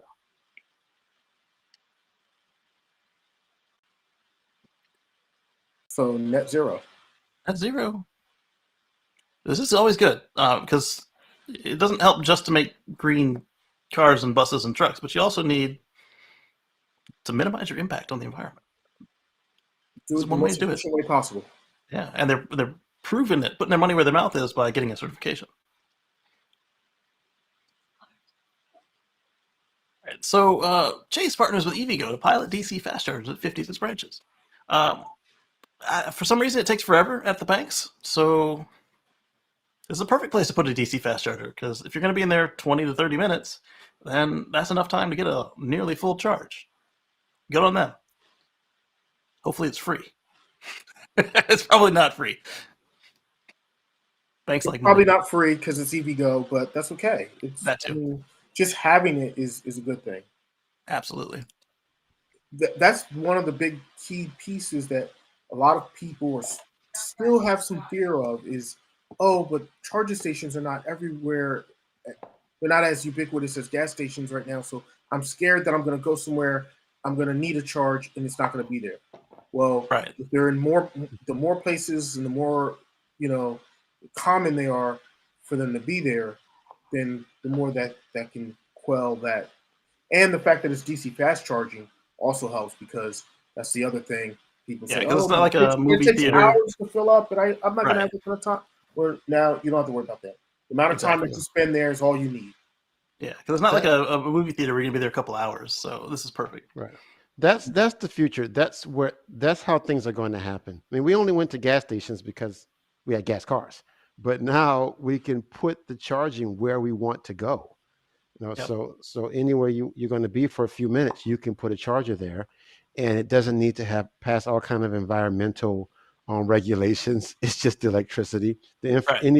Any big complex like that has the infrastructure already there. All you got to do is trench up a few parking spots and put them in. That's right. So that's what's going to happen. Absolutely. Yeah. And so Eddie said the first time he saw a Tesla was in the wild. I was pulling out of a Chase parking lot. It's all about the Chase. Nice. All right. So for those of you who missed the stream, no word of the Model Y SR Plus, but we did see people in it. That wasn't on the stream though. Cybertruck, Roadster, Semi, and Bot will go into production in 2023, allegedly. Cybertruck will be Tesla's magnum opus. I hope so. And Giga Texas is bad A. Absolutely. Oh, and Tesla is developing an FSD-specific vehicle, which will be quite futuristic-looking. FSD will be out of beta later this year. Oh, we'll see. We'll see. Tesla's doubling down on FSD. I can believe that. They are, because they did mention that Robotaxi, that they are going to make a specific vehicle just for Robotaxi. Right, and then there's argument now about whether they will sell that vehicle to people to make a fleet of their own, and they might. They might just keep it in house and just have. They might do that too. Exactly. Keep all that profit to themselves. All the profit. Yep. What's the purpose of another vehicle? I mean, if they can crack full self-driving, then Model 3s, S's are not very convenient. But like our friend Travis says, like he Breadbox that just make a very basic breadbox form factor. That's just the whole purpose is just to move the maximum amount of people, or to maximize the amount of people that you can move at a time, and have the maximum cargo space in it. Doesn't have to be pretty. Doesn't have to look nice. The car that doesn't have to go in reverse because the front and the back are the same. It's always going forward. Right. And nobody cares about what brand is on the front. They only care about what price the app is and if the car is nearby and if it's clean when they get in. That's it. Right. Yeah. And they care about it just taking them to where they got to go. Yeah. All right, and that may be what they mean. I mean, I guess when people hear that, they start thinking, "Oh, what kind of sexy, fancy individual family car is going to be?" But that's not what they need. That's not what's need. Well, individual people may want it, but that's not what society really needs. It's not what you need if you're not going to care what the vehicle looks like if you don't own it. So if it's not your vehicle, why you don't even care? Right. Just get me to where I want to go for a cheap price. Get me where I want to go. Is it near me? Is it available? Is it going to get me to where I want to go? Is it price competitive, and is it convenient for me? Right. That's all you're going to care about. Well, I mean, there's some small things, like say you're pulling it up to church. You don't want it to have alcohol advertising on the side, but minor concerns, really. Right, and there may be a thing where, well, does it have the comfort amenities that I want? Because this trip is going to be longer than my normal, going up the street. So now if it's a longer commute, I want to be comfortable. So, what amenities is going to have for comfort? So then you might get the Cadillac. So you get the one that has the recliner couch inside of it or whatever. Maybe it'll have a big screen that I can hook my phone to watch a movie or something. Yeah. Exactly. Versus you get the one that just has a nice clean chair. And that's it. No speakers, no nothing. The one with the better AC. Right. So the little urban box that's like, that they throw downtown New York, that might just be super 10 cents a mile. All it has is just seats, and that's it. You don't really need much. But then something else that, is you're going a little further out, you're making a little further trips. Maybe you have a little bit nicer amenities for that one. So for comfort. Yeah, the self-driving party bus. You can see which kind of liquor you want in it. There you go. They already come with the little bottles. Popping bottles. So, do you guys think we might see this thing again? Because they pulled as a dedicated robotaxi instead of just they pulled development of it, but I mean maybe we'll see a smaller version of it because right now we don't want to ride with 16 people, but. I might ride with 6. I think they might develop something like that for the boring tunnels. Yeah. Or whatever it is they are developing will probably be in the boring tunnel since they're already running Model 3s and Model X and Y. Right. So they may develop something just for that. Yeah. All right. So the UK has a new ZEV mandate. And initial details on the UK ZEV mandate. 22% of mandated all-electric share by manufacturer at the start of 2024. So you've got 2 years to get your fleet to 22% electric, or you face massive fines. And it has to rise every year to 52% in 2028 and 80% by 2030. So basically what we're seeing here is the UK has rolled their number up from 2040 to 2030. That's a 10-year roll up right there. Well, wait a minute. 80% by 2030. Didn't VW just say they were going to do 60% by that same year? Yes. So they're going to be catching up.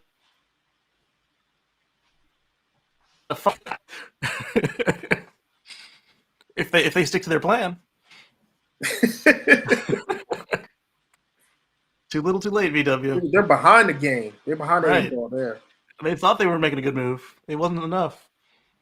But the good thing is, as they start to make these moves, it makes it easier to make the right adjustments they need to do versus waiting until the last minute to make all your switch at one time. Let's see. It's a thing of beauty, isn't it?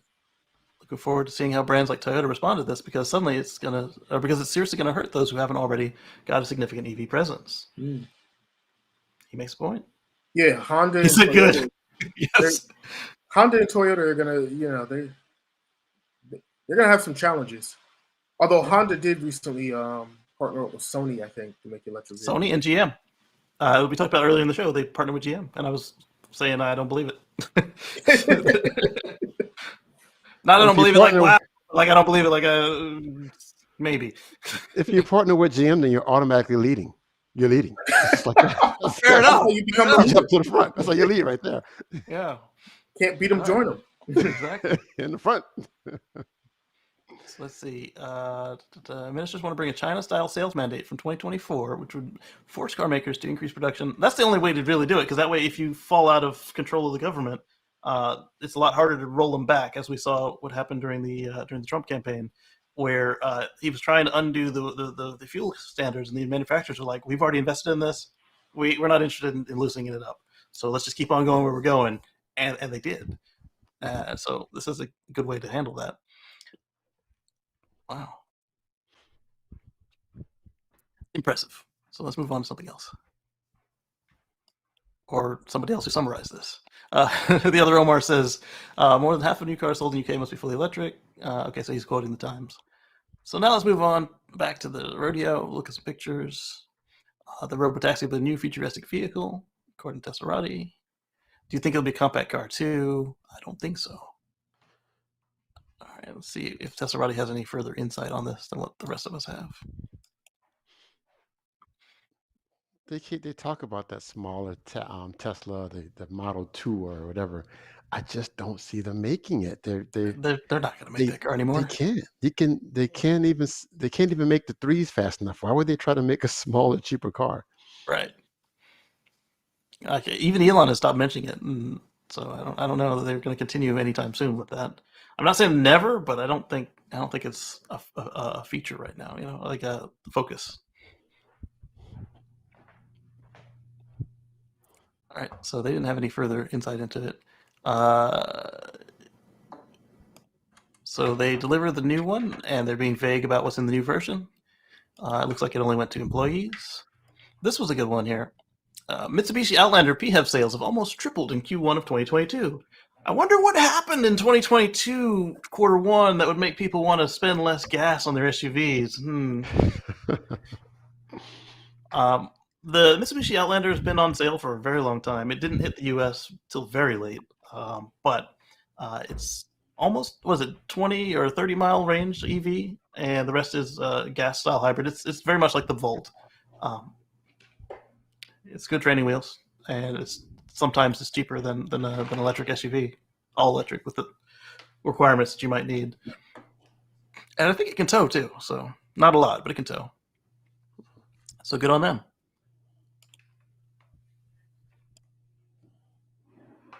All right, so this one might be the one I was looking for. Tesla, BYD, Hertz, and more. Top EV news of April 2022. Let's see if this is the one I was looking for.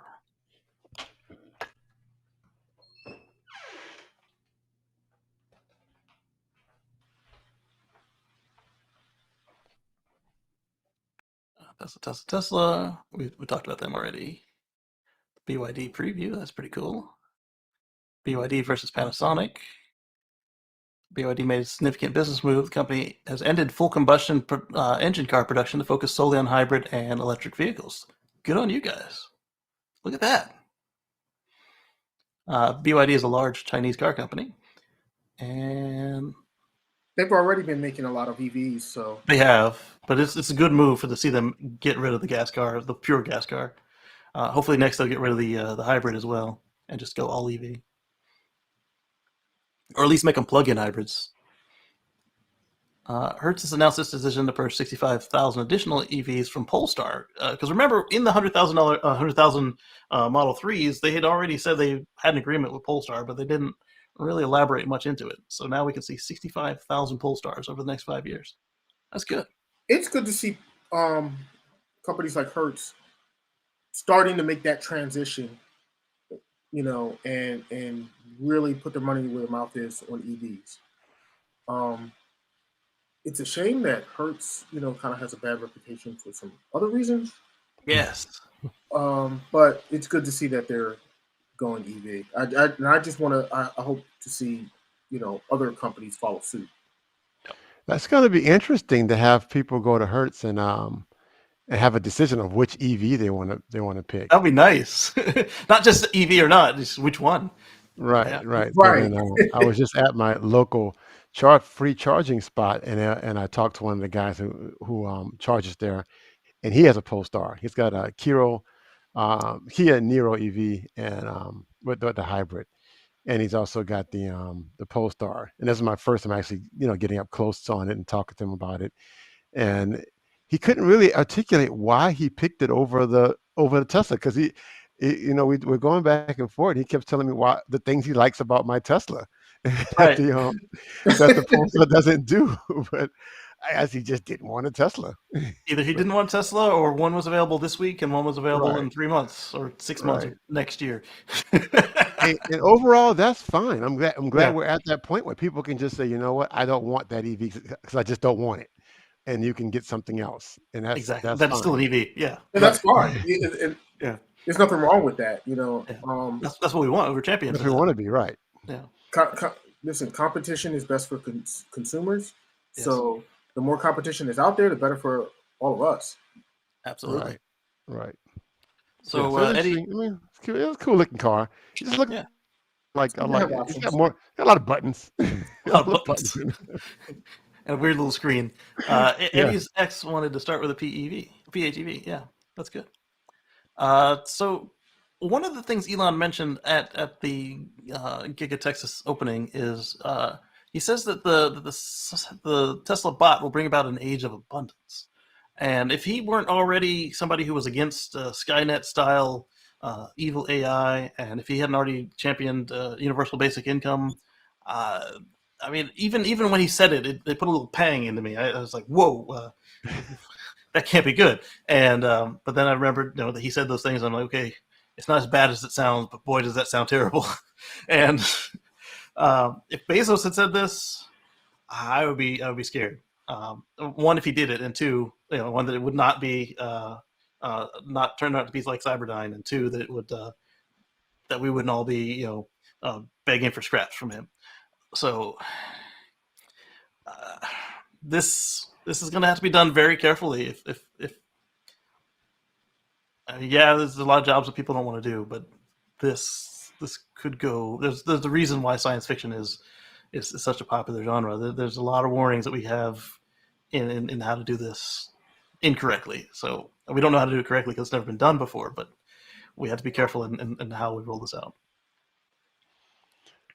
Anything on that? I think. Go ahead, Omar. I mean, like when it comes to like the Tesla bot, I think the whole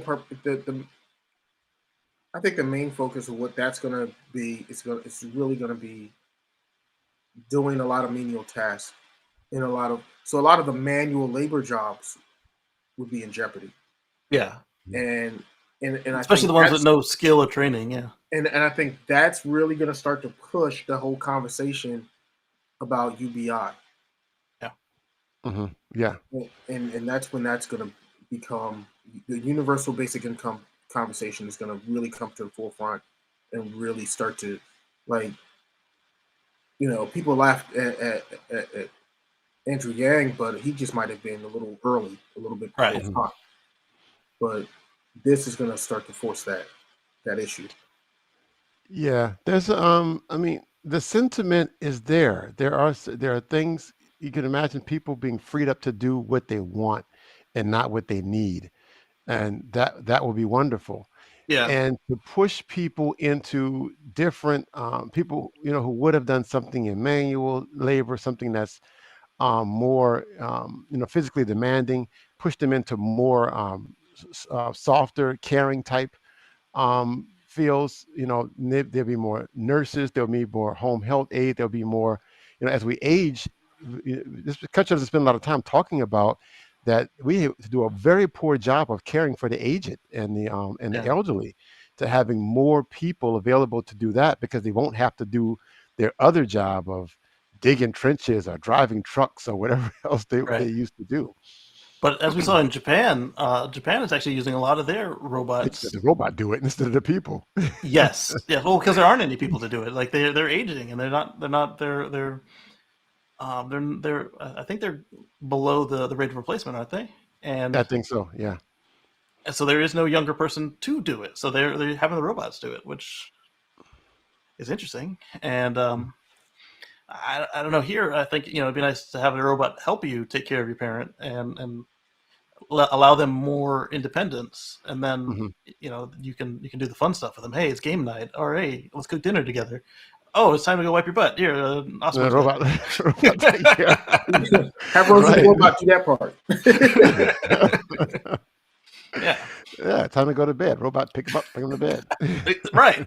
Because, they don't get that much lighter when they get older. Yeah. So this is going to be something we're going to be talking about for years to come, if they even get close, because this thing relies on the FSD computer and the FSD perception. So it's going to be interesting to see where it plays out. All right. So then we got this one from Hyundai. I didn't realize there was going to be an Ioniq 6. There's an Ioniq 6 coming in the coming months. The reason I didn't think this was a thing was because when the Hyundai Ioniq 5 and the Kia EV6 and the Genesis GV60 all came out, I just thought that Hyundai was 5. No, Hyundai's got a 6 too, and this is interesting. So we'll see more as the time comes. I like Hyundai. It's going to be interesting to see what they come up with, because I like the Ioniq 5. Yes. Yeah, I think that's a really nice, compelling vehicle. And it's going to be interesting to see what they come out with the 6. Definitely.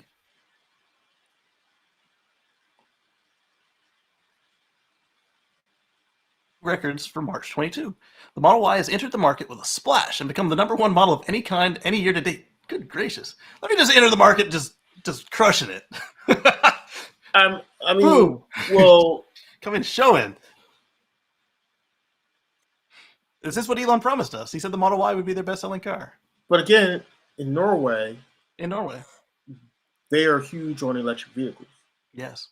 So it makes sense that they're going to be used on the Model Y. So new passenger car registrations in Norway increased 6% year over year to 16,238, mostly thanks to all-electric cars. Last month, 14,930 passenger plug-in electric cars were registered, up 15% year over year. And the most important is the new all-time monthly record of all-electric car registrations of March. 13,983 were electric and were registered, and that's up 62%, which translates into a record share of 86.1%. No other country can match Norway in terms of all-electric share, as Omar was saying. They are crushing it. Plug-in hybrid sales continue to collapse due to reduced tax incentive because of the CO2 emission component. As I keep saying, I feel that the plug-in hybrids are a training wheel situation. So you don't want to not have them, but you don't want to focus on them. So batteries, 13,983, up 62%, including 1,336 used and 495 new vans. Plug-in hybrids, 947. Wow, that's significantly lower. They're down 78%. That's the other thing about, if there are no incentives, and there are incentives on the thing they want, it makes it a lot easier to make that choice on the pure EV over the plug-in if one is going to cost you less than the other, not just in maintenance and operating and all that, but up front. For a total of 14,930. Nice. And there's a chart for you. You guys got anything to add on that one? Like you said, it's the incentives that does it. It's when people start looking at their wallets and that drives a lot of their decision making process. And they have the incentives there, which is really driving this market shift. Yeah. Whereas, other places don't necessarily incentivize the way that they do, and that's why they're leading in that, in the percentage of EVs. Yep. And you don't see them bragging about leading; they just do it. Right. I was just talking to somebody the other day about the new Roadster, right? Yes. And I said, well, the new Roadster will probably make its debut towards the end of next year. Yeah. And when it does, it's going to be a hot item that is going to sell. Now, granted, they're not going to be mass producing these in the same type of numbers like they're mass producing Model 3s, but they will sell every last one of them that they make, and people will be scrambling to try to get their hands on them. And the person said to me, but it's a $250,000 car. It's a $250,000 car. Mm-hmm. Who's going to be buying those? I said, the same people that buy those $1 million cars and those $2 million cars are going to be buying these $250,000 cars, because they're going to look at it and say, well, wait, this is faster and better than this Bugatti over here. Well, maintenance is better. I get the Bugatti, or I could get this. Well, let me get this Roadster, which, by the way, is not going to require as much maintenance. It's not going to be in the shop as much, and I don't have to be able to drive it. I don't have to pay $25,000 every time I get an oil change or whatever. Right. Let me get one in every color. One in every color, so I got one for every day of the week. It's a bargain, right? Compared to this Bugatti over here. So they're gonna just go ahead and get the Roadster. I got 7 Roadsters, and I got cash left over my Bugatti, Lamborghini, Ferrari. So whatever their excuse is, whatever the other supercar is, right? You'll be able to get multiple Roadsters. The only catch to that I see is the people who buy those cars for exclusivity. So are they going to get a coachwork group to redo their Roadster, or are they just going to get over themselves, knowing that I don't know if they're going to get over themselves, the ones who do it for here's the thing. They're not going to be made, again, in the high volume like the other cars are. So it's not like, they're going to be making 1 million Roadsters a year. That's not happening. Right. So if they're made in small enough number, there still is going to be exclusivity in the fact that there's so many of them made. Right. Okay. I can see that. So then we've got, let's see what we've got here. We've got a Nano Beast. It's a purpose-built Type A school bus. Let's look into this here. I can't find my copy button, so we'll do it this way. Boom. That's the short bus. It's a Type A. There are plenty of legitimate reasons for this. You don't always need a 50-foot school bus to. You don't always need to. Right. Yeah. You're absolutely right. So Green Power Motor Company has a school bus with a range of 150 miles, which is plenty, because when you consider how far a school bus actually drives on each route, it's usually dozens of miles at the most. Yeah, they're usually probably doing about 50 miles a day. Total. That's both ways, picking kids up and dropping kids off and everything. At all 3 levels. Yeah, they're doing like 50 miles a day. They're usually not. Yeah. Okay, real quick. School buses, not even that much. The routes are less than 5 to 10 miles. Exactly. Easily. Most of the time, yes, but there are less. There are rural ones. Yeah. There are some that do these rural routes, and they have to. Not even the rural routes are that long. I've been through bus monitor training. Those routes are not that long. The expenses, like a propane truck, is like 2 miles per gallon, which is ridiculous. But those routes are nowhere near as long as you think they are. They deploy a lot more buses, and my daughter's IEP, so they source that one driver or that one bus which is bigger than that one, but smaller than the extra long ones. And that picks up almost every kid. They start super early, much to my chagrin, but 150 miles, that means at least 2 weeks of just driving without a charge, and that's really good. Wow, that's pretty good. So in other words, that is way more range than they'll need, which means, by them plugging, obviously you're just going to plug them in every day. Yeah, and they're good to go. Yeah, or at least once a week. This is the equivalent to a 600-mile Lucid. Here's the thing. Right. They pretty much start and stop, and it's what I mean. They have a dedicated route, right? Yeah. They know where they're going to be starting every day. They know where they're going to be stopping and where they're going to be storing the bus overnight every night. It's going to be at whatever location where they're going to be, right? So it's really not hard to throw in the infrastructure where they're going to be stored overnight every night and have them plugged in overnight every night and have them good to go. Well, here's the crazy thing. It depends on the county, but I know in the county I'm in Georgia, there's at least maybe 10 to 12 that stay at the school in case that driver is near the school itself. And then there's some that stay in the yard. If you start having chargers at the school, say in the high school for the students or for the teachers, and you build just maybe a mega charger for the buses, that's instant charge right there. If you put one in the yard itself, that's a charge right there. But you don't even need a mega charger. It's a level 2 charger. Yeah, true. Or even that is very true. Even a pair of DC fast chargers, like just regular ones for the car, as we saw that tour bus can run on DC fast chargers and just peg out the 350 kilowatts, just hold it. Yes. So this little bus of 150 miles can probably get done in 30 minutes. So. I think a level 2. And the crazy thing is that if you had level 2 chargers at the school, and here's the reason why. Because the majority of the time they're just going to be sitting there for hours. Yes. 4, 5, 6 hours. Yep. It's just going to be sitting there. Right, and that's way more time than you need to charge that thing back up for the amount of miles that it's doing. If you can't make 20 miles in 4 hours, then something's wrong with the size of an onboard charger on the L2. And not only that, the dispatcher has the actual route planned out, so they know how actually long the actual route is by mileage. Because if the bus breaks down or if the bus is not where it's supposed to be, they can drive the route to find the bus. So they know exactly how many miles that route is, and they can calculate when they have to charge. Even if there's not a local charger, they know where the chargers are. So 150 miles for a bus that size, knowing what kind of students they pick up, that's equivalent to a 600-mile Lucid. It's ridiculous for it to have 150 miles. I heard that and I had to come on because that is ridiculous. The bottom line is, yes. The bottom line is there's really no excuse. There's no excuse to say, oh no, this won't work for this use case. No, it absolutely 100% work for that use case. Right. And the amount of maintenance they're going to have on these buses is going to be way less. Way down. Yeah. I mean, the brakes will last longer. You throw regenerative braking in there. Your maintenance is going to really consist of tires mainly. Right.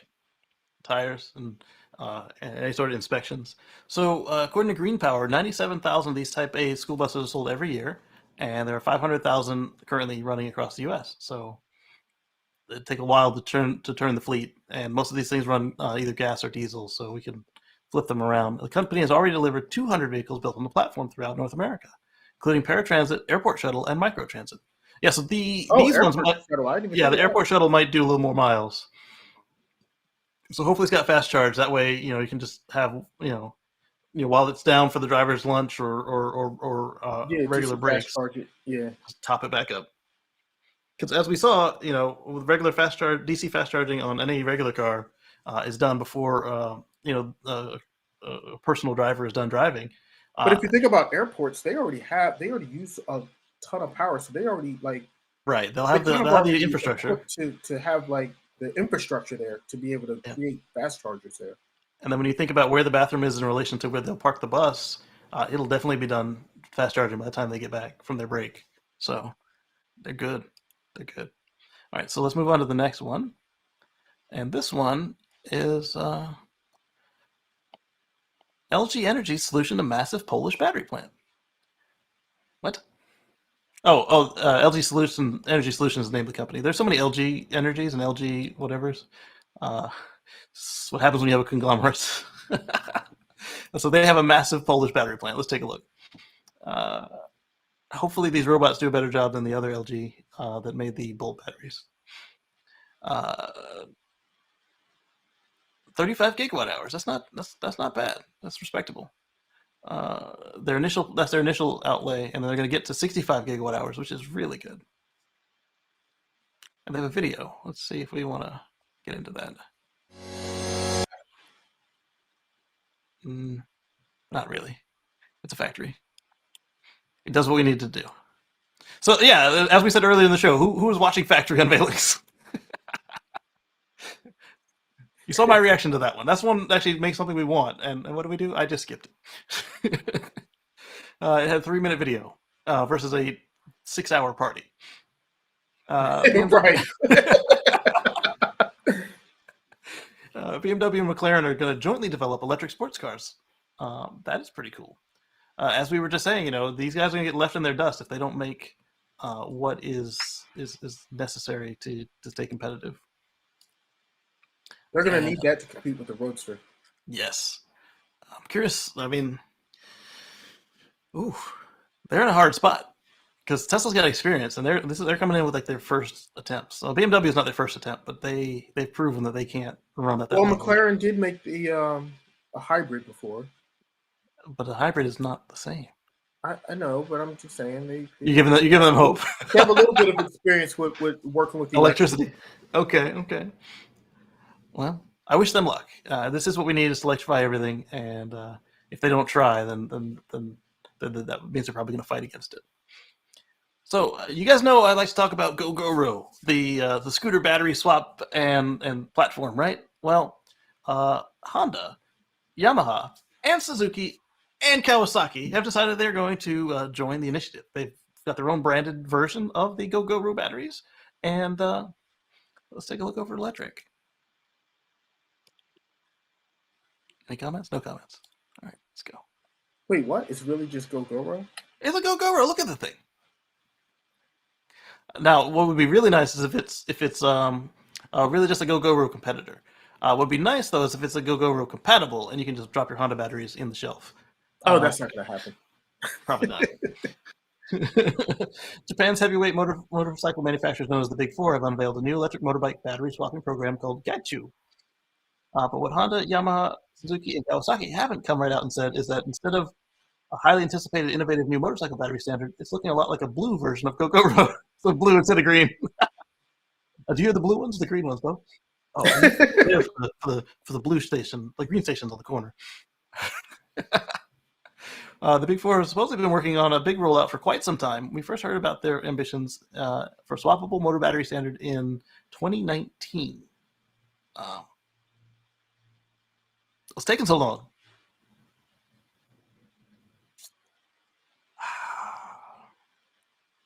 So they unveiled the 3 years that the four manufacturers have been working on the project. It seems they haven't as much developed a new battery standard. They simply defaulted to using Honda's PCX batteries that were unveiled in 2018.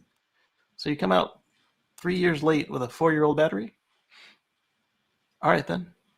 I like that you can use it at home, though. Look, it's got its USB-C or wall outlet and USB-A.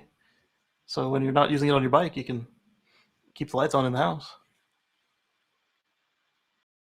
All right, so battery as a service. So, yeah, literally, it's just like they that Gogoro sounds nice. I think I'll take it. Wow. So how long till they get sued? For just stealing it.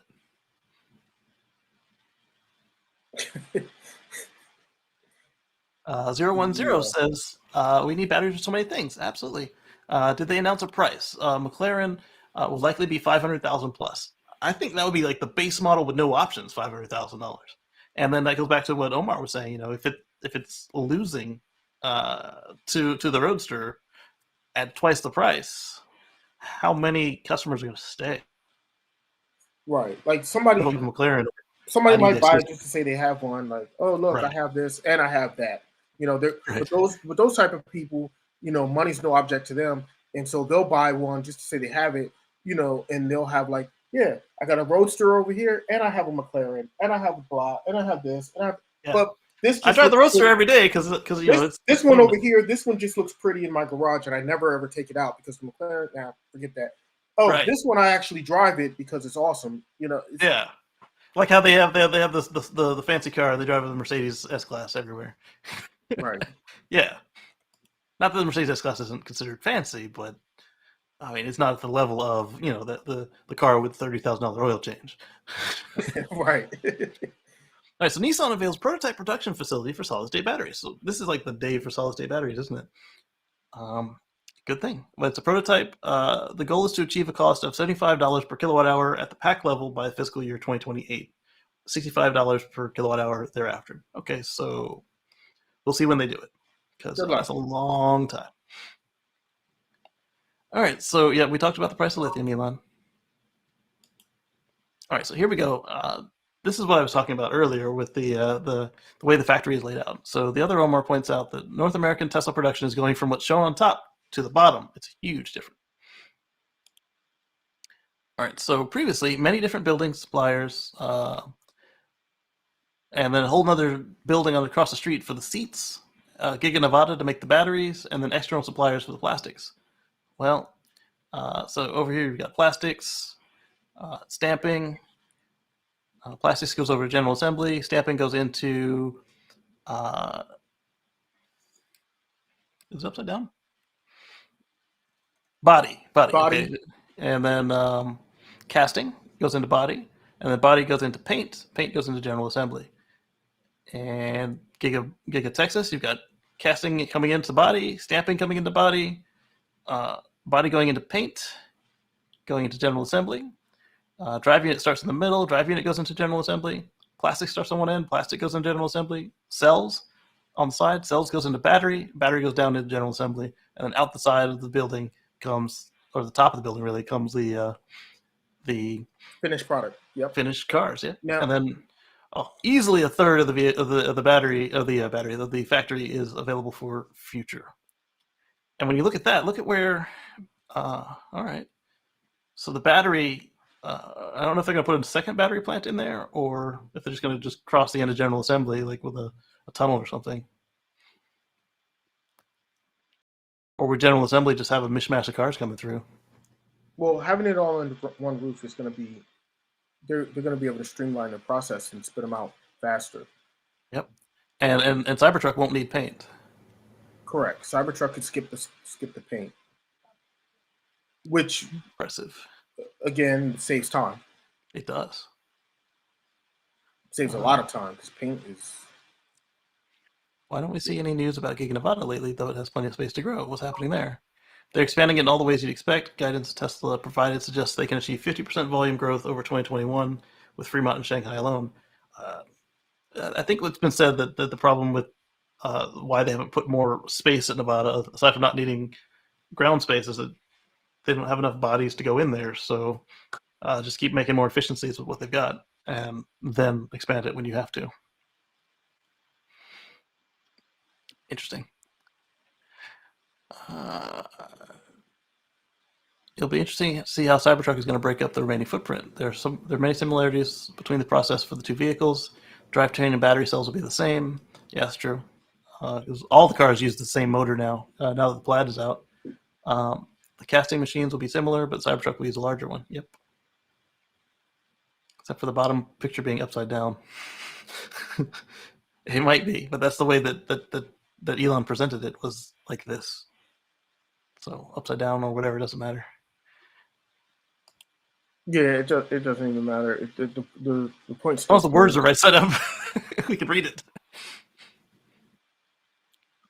All right, so Greece launches the largest bifacial solar farm in Europe. So this is a little different than the other solar farm we saw launched, because a bifacial solar farm can generate electricity from both sides of the panel, which is pretty cool.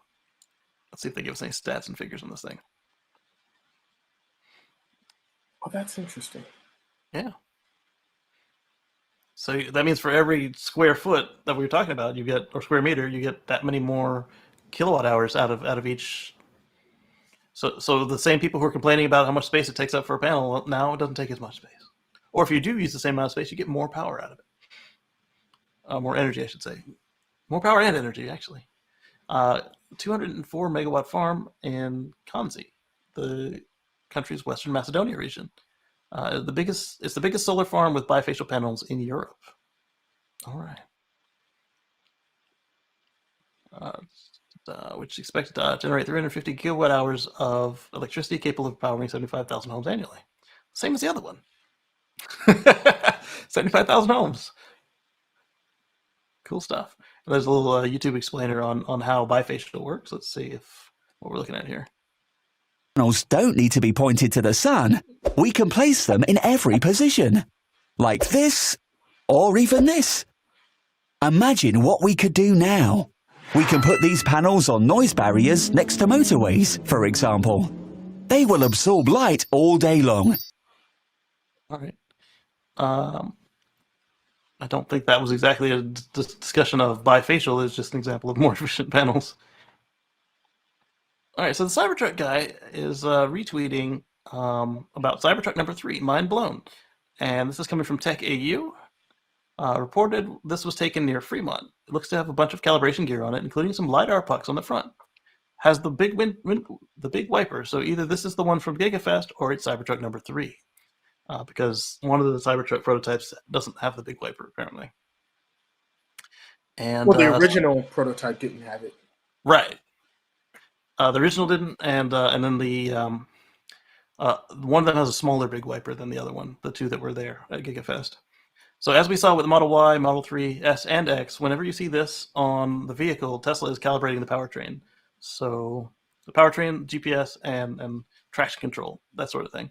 So this means they're pretty far along in order to be testing it in such a way. Which means that for once, Tesla could be sandbagging on that. The Cybertruck could. Twice, because remember the Model Y was on time and silent. That's right. Yeah. So, I mean, maybe Cybertruck's going to be the end of this year instead of next year. We'll see. That would be really cool. I'm not going to hold my breath, though. Neither. Why does everyone still own a Motorola Razr with these daggum blurry pictures?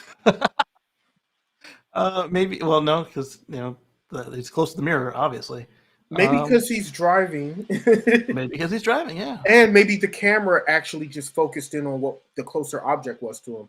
So maybe the camera big old mirror focused on the mirror and made the mirror, because if you look at that picture, the mirror was actually more clear. Yeah. And so that's the problem with, sometimes when you're taking pictures like that, it's the focal point. So the camera itself might have been focusing on the wrong object. Exactly. And then May the Funky Byway is suggesting that perhaps this is the same one we saw pretending to be a Jeep, with no doors. Because we have seen the equipment on a Cybertruck before, but we have never seen it on a Cybertruck with doors. So I plan to be optimistic about it. Vehicle. Yeah, and if so, that means they're probably still testing it the same way. But interesting that they're towing it. So I guess whatever they're testing, they didn't want to mess it up by driving over everything. Who knows? Curious. We'll find out more later. Washington State has enacted a 2030 target for fossil fuel phase-out. Uh-oh. It's getting real. It's getting real. So let's see if we get some details. Phase-out? Copy link. Paste and go. All right, so it was reported recently that this proposal is now signed into law. Boom. This is real. All right, so this is actually written by EVNX or EVNX, so it's not going to be the same style of reporting we see on Inside EVs. All new cars registered in the state will have to be electric by 2030. That's what I'm talking about. Electrify all the things. Now, these are passenger vehicles only, right? So does this also count for commercial? Hopefully it's all of them.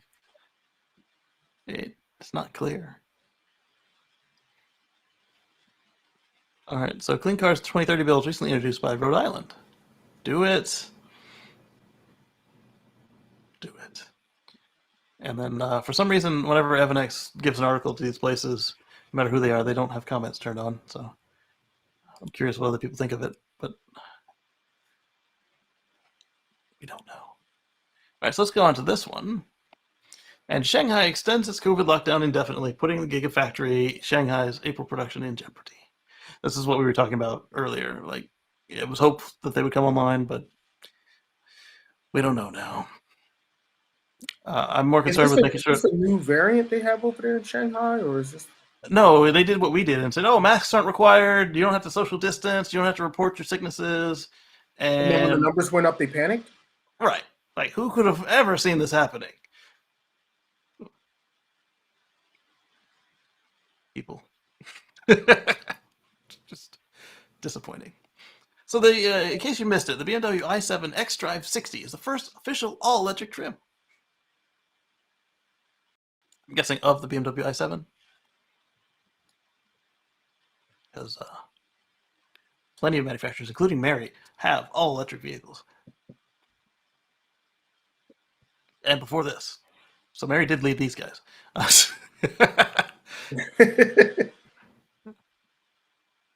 After nothing but guesswork about how BMW would name the trim steps for the i7 sedan, BMW itself gave one of the trims away by promoting an i7 xDrive 60. Okay, so this is just saying that they know how they're going to name these things now. It reads like a mashup of trims available for the iX, which are the xDrive 50 and the M60. Both use 115 kilowatt-hour battery. Good gracious, I think it's huge. And dual motors, which put out 516 horsepower. That's it? And 564 foot-pound of torque. That's terrible for such a big battery. The Plaid is under 100 kilowatt hours. It's putting out 1020. Come on, guys. You can do better than that. I'm done. Let's share this instead. Shut up and sit down, BMW. So this Tesla Model Y has turned into a desert-ready off-road racer in China. Watch how the lifted Model Y was built and find out whether or not it's actually good off-road. All right, so we'll watch a snippet of this, and then I'll put a link in the chat.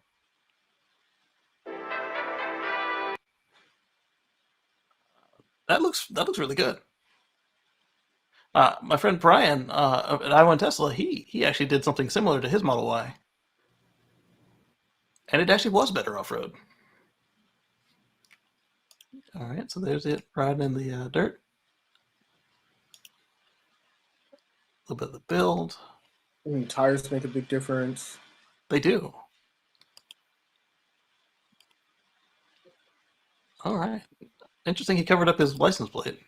Is that not allowed in China? Or is he on an illegal road? All right, so if you guys want to watch the whole video, it's here. Name in the chat. Interesting that my computer thought that I meant to play it again, bigger. I meant enter to send it to you guys. There you go. That's pretty cool. Because this is another thing that people keep saying is, oh, you can't mod EVs, you can't have fun, you can't do this, you can't do that, blah, blah, blah, excuses. Another case of putting that all to rest. Isn't that right, Omar? That's right. You can, I mean, EVs are fully capable of, and in fact, more capable in a lot of cases than they can do more. Yeah. So pretty soon there's going to be no excuse. You can mod it, and you can go off roading, and you can do all the things that you want to do. Yeah, pretty soon there's going to be no excuse. You're going to look up at every car show, and for every ICE that has a mod, you're going to see an EV with the same mod or a different mod that goes, wow. Yeah. It's going to happen. I mean, there's pretty much no excuse now at this point. Yeah. So 010 pointed out that the point still stands that the image is flipped 180 from the Giga Austin layout. So then the next question then would be why Tesla did that. Did they do it for the way it flowed, or presentation's sake, or I can't fault anybody who's published a copy of the Tesla diagram. It's not like they made it again and did it wrong. They copied what Tesla put out. I don't know, but it doesn't matter. I mean, well, that's to a point, but in the end of the day, yeah, they're just illustrating. Hey, we have all the pieces right here under one roof, and they flow right into each other, and this is how it's going to go. Exactly. I mean, and then Eddie said regarding the solar panels, more energy all day long. And Dawood says, Elon and Franz promised the best truck ever with Cybertruck. What are they adding since the reveal and since the unveil of the Ford and Chevy trucks? Well, for one thing that we've heard that Elon seem to like the suggestion of is a way to get cold air, hot air into the vault. So conditioned air into the vault. So it's looking like there might be a mid gate that gets out of the way between the long bed and Yeah, I believe they are adding the mid gate. I hope so, because that will make it even more nice. And remember, like Franz was saying, like this is the one truck. This is all you need. This is the only truck that you need. So if that's the case, then a mid gate would make sense because now that you can basically extend the bed that way. Yeah, and be able to carry, if you need really long planks of wood or whatever. Or if you're camping. The other thing I could see, well, one thing we already know that they changed is the four wheel steering that they're going to have, and quad motor. Yep. These are a couple changes that Elon already confirmed that they made since. Since and then the Model X style front doors with camera recognition. Yes, the Model X style doors that are going to open themselves, which it's going to be interesting. This is what we know of, right? And these are just things that we know of. So I'm sure there's going to be some more things that we haven't seen. One more thing. The other thing, like we still haven't seen really how they're going to do the frunk. Right. So they may There's make a lot of room for it. after seeing what Ford did. The Ford one is nice. The Chevy one's okay, but the Ford one is nice. They may make some changes to how that frunk's going to work. Yeah. And then don't forget, there's all the stuff that Elon was going to tell us before he was shooketh that the windows broke. He was not expecting that. All right, so I'm still working on getting the transcriptions done for the Rivian video. That has not been going as fast as I would like, and I then need to start cutting on the lithium ion 12-volt battery swap, and then maybe something with Starlink here. And I want to thank Zachary again for the generous donation, as well as all the channel members and patrons. And we'll catch you on the flip side.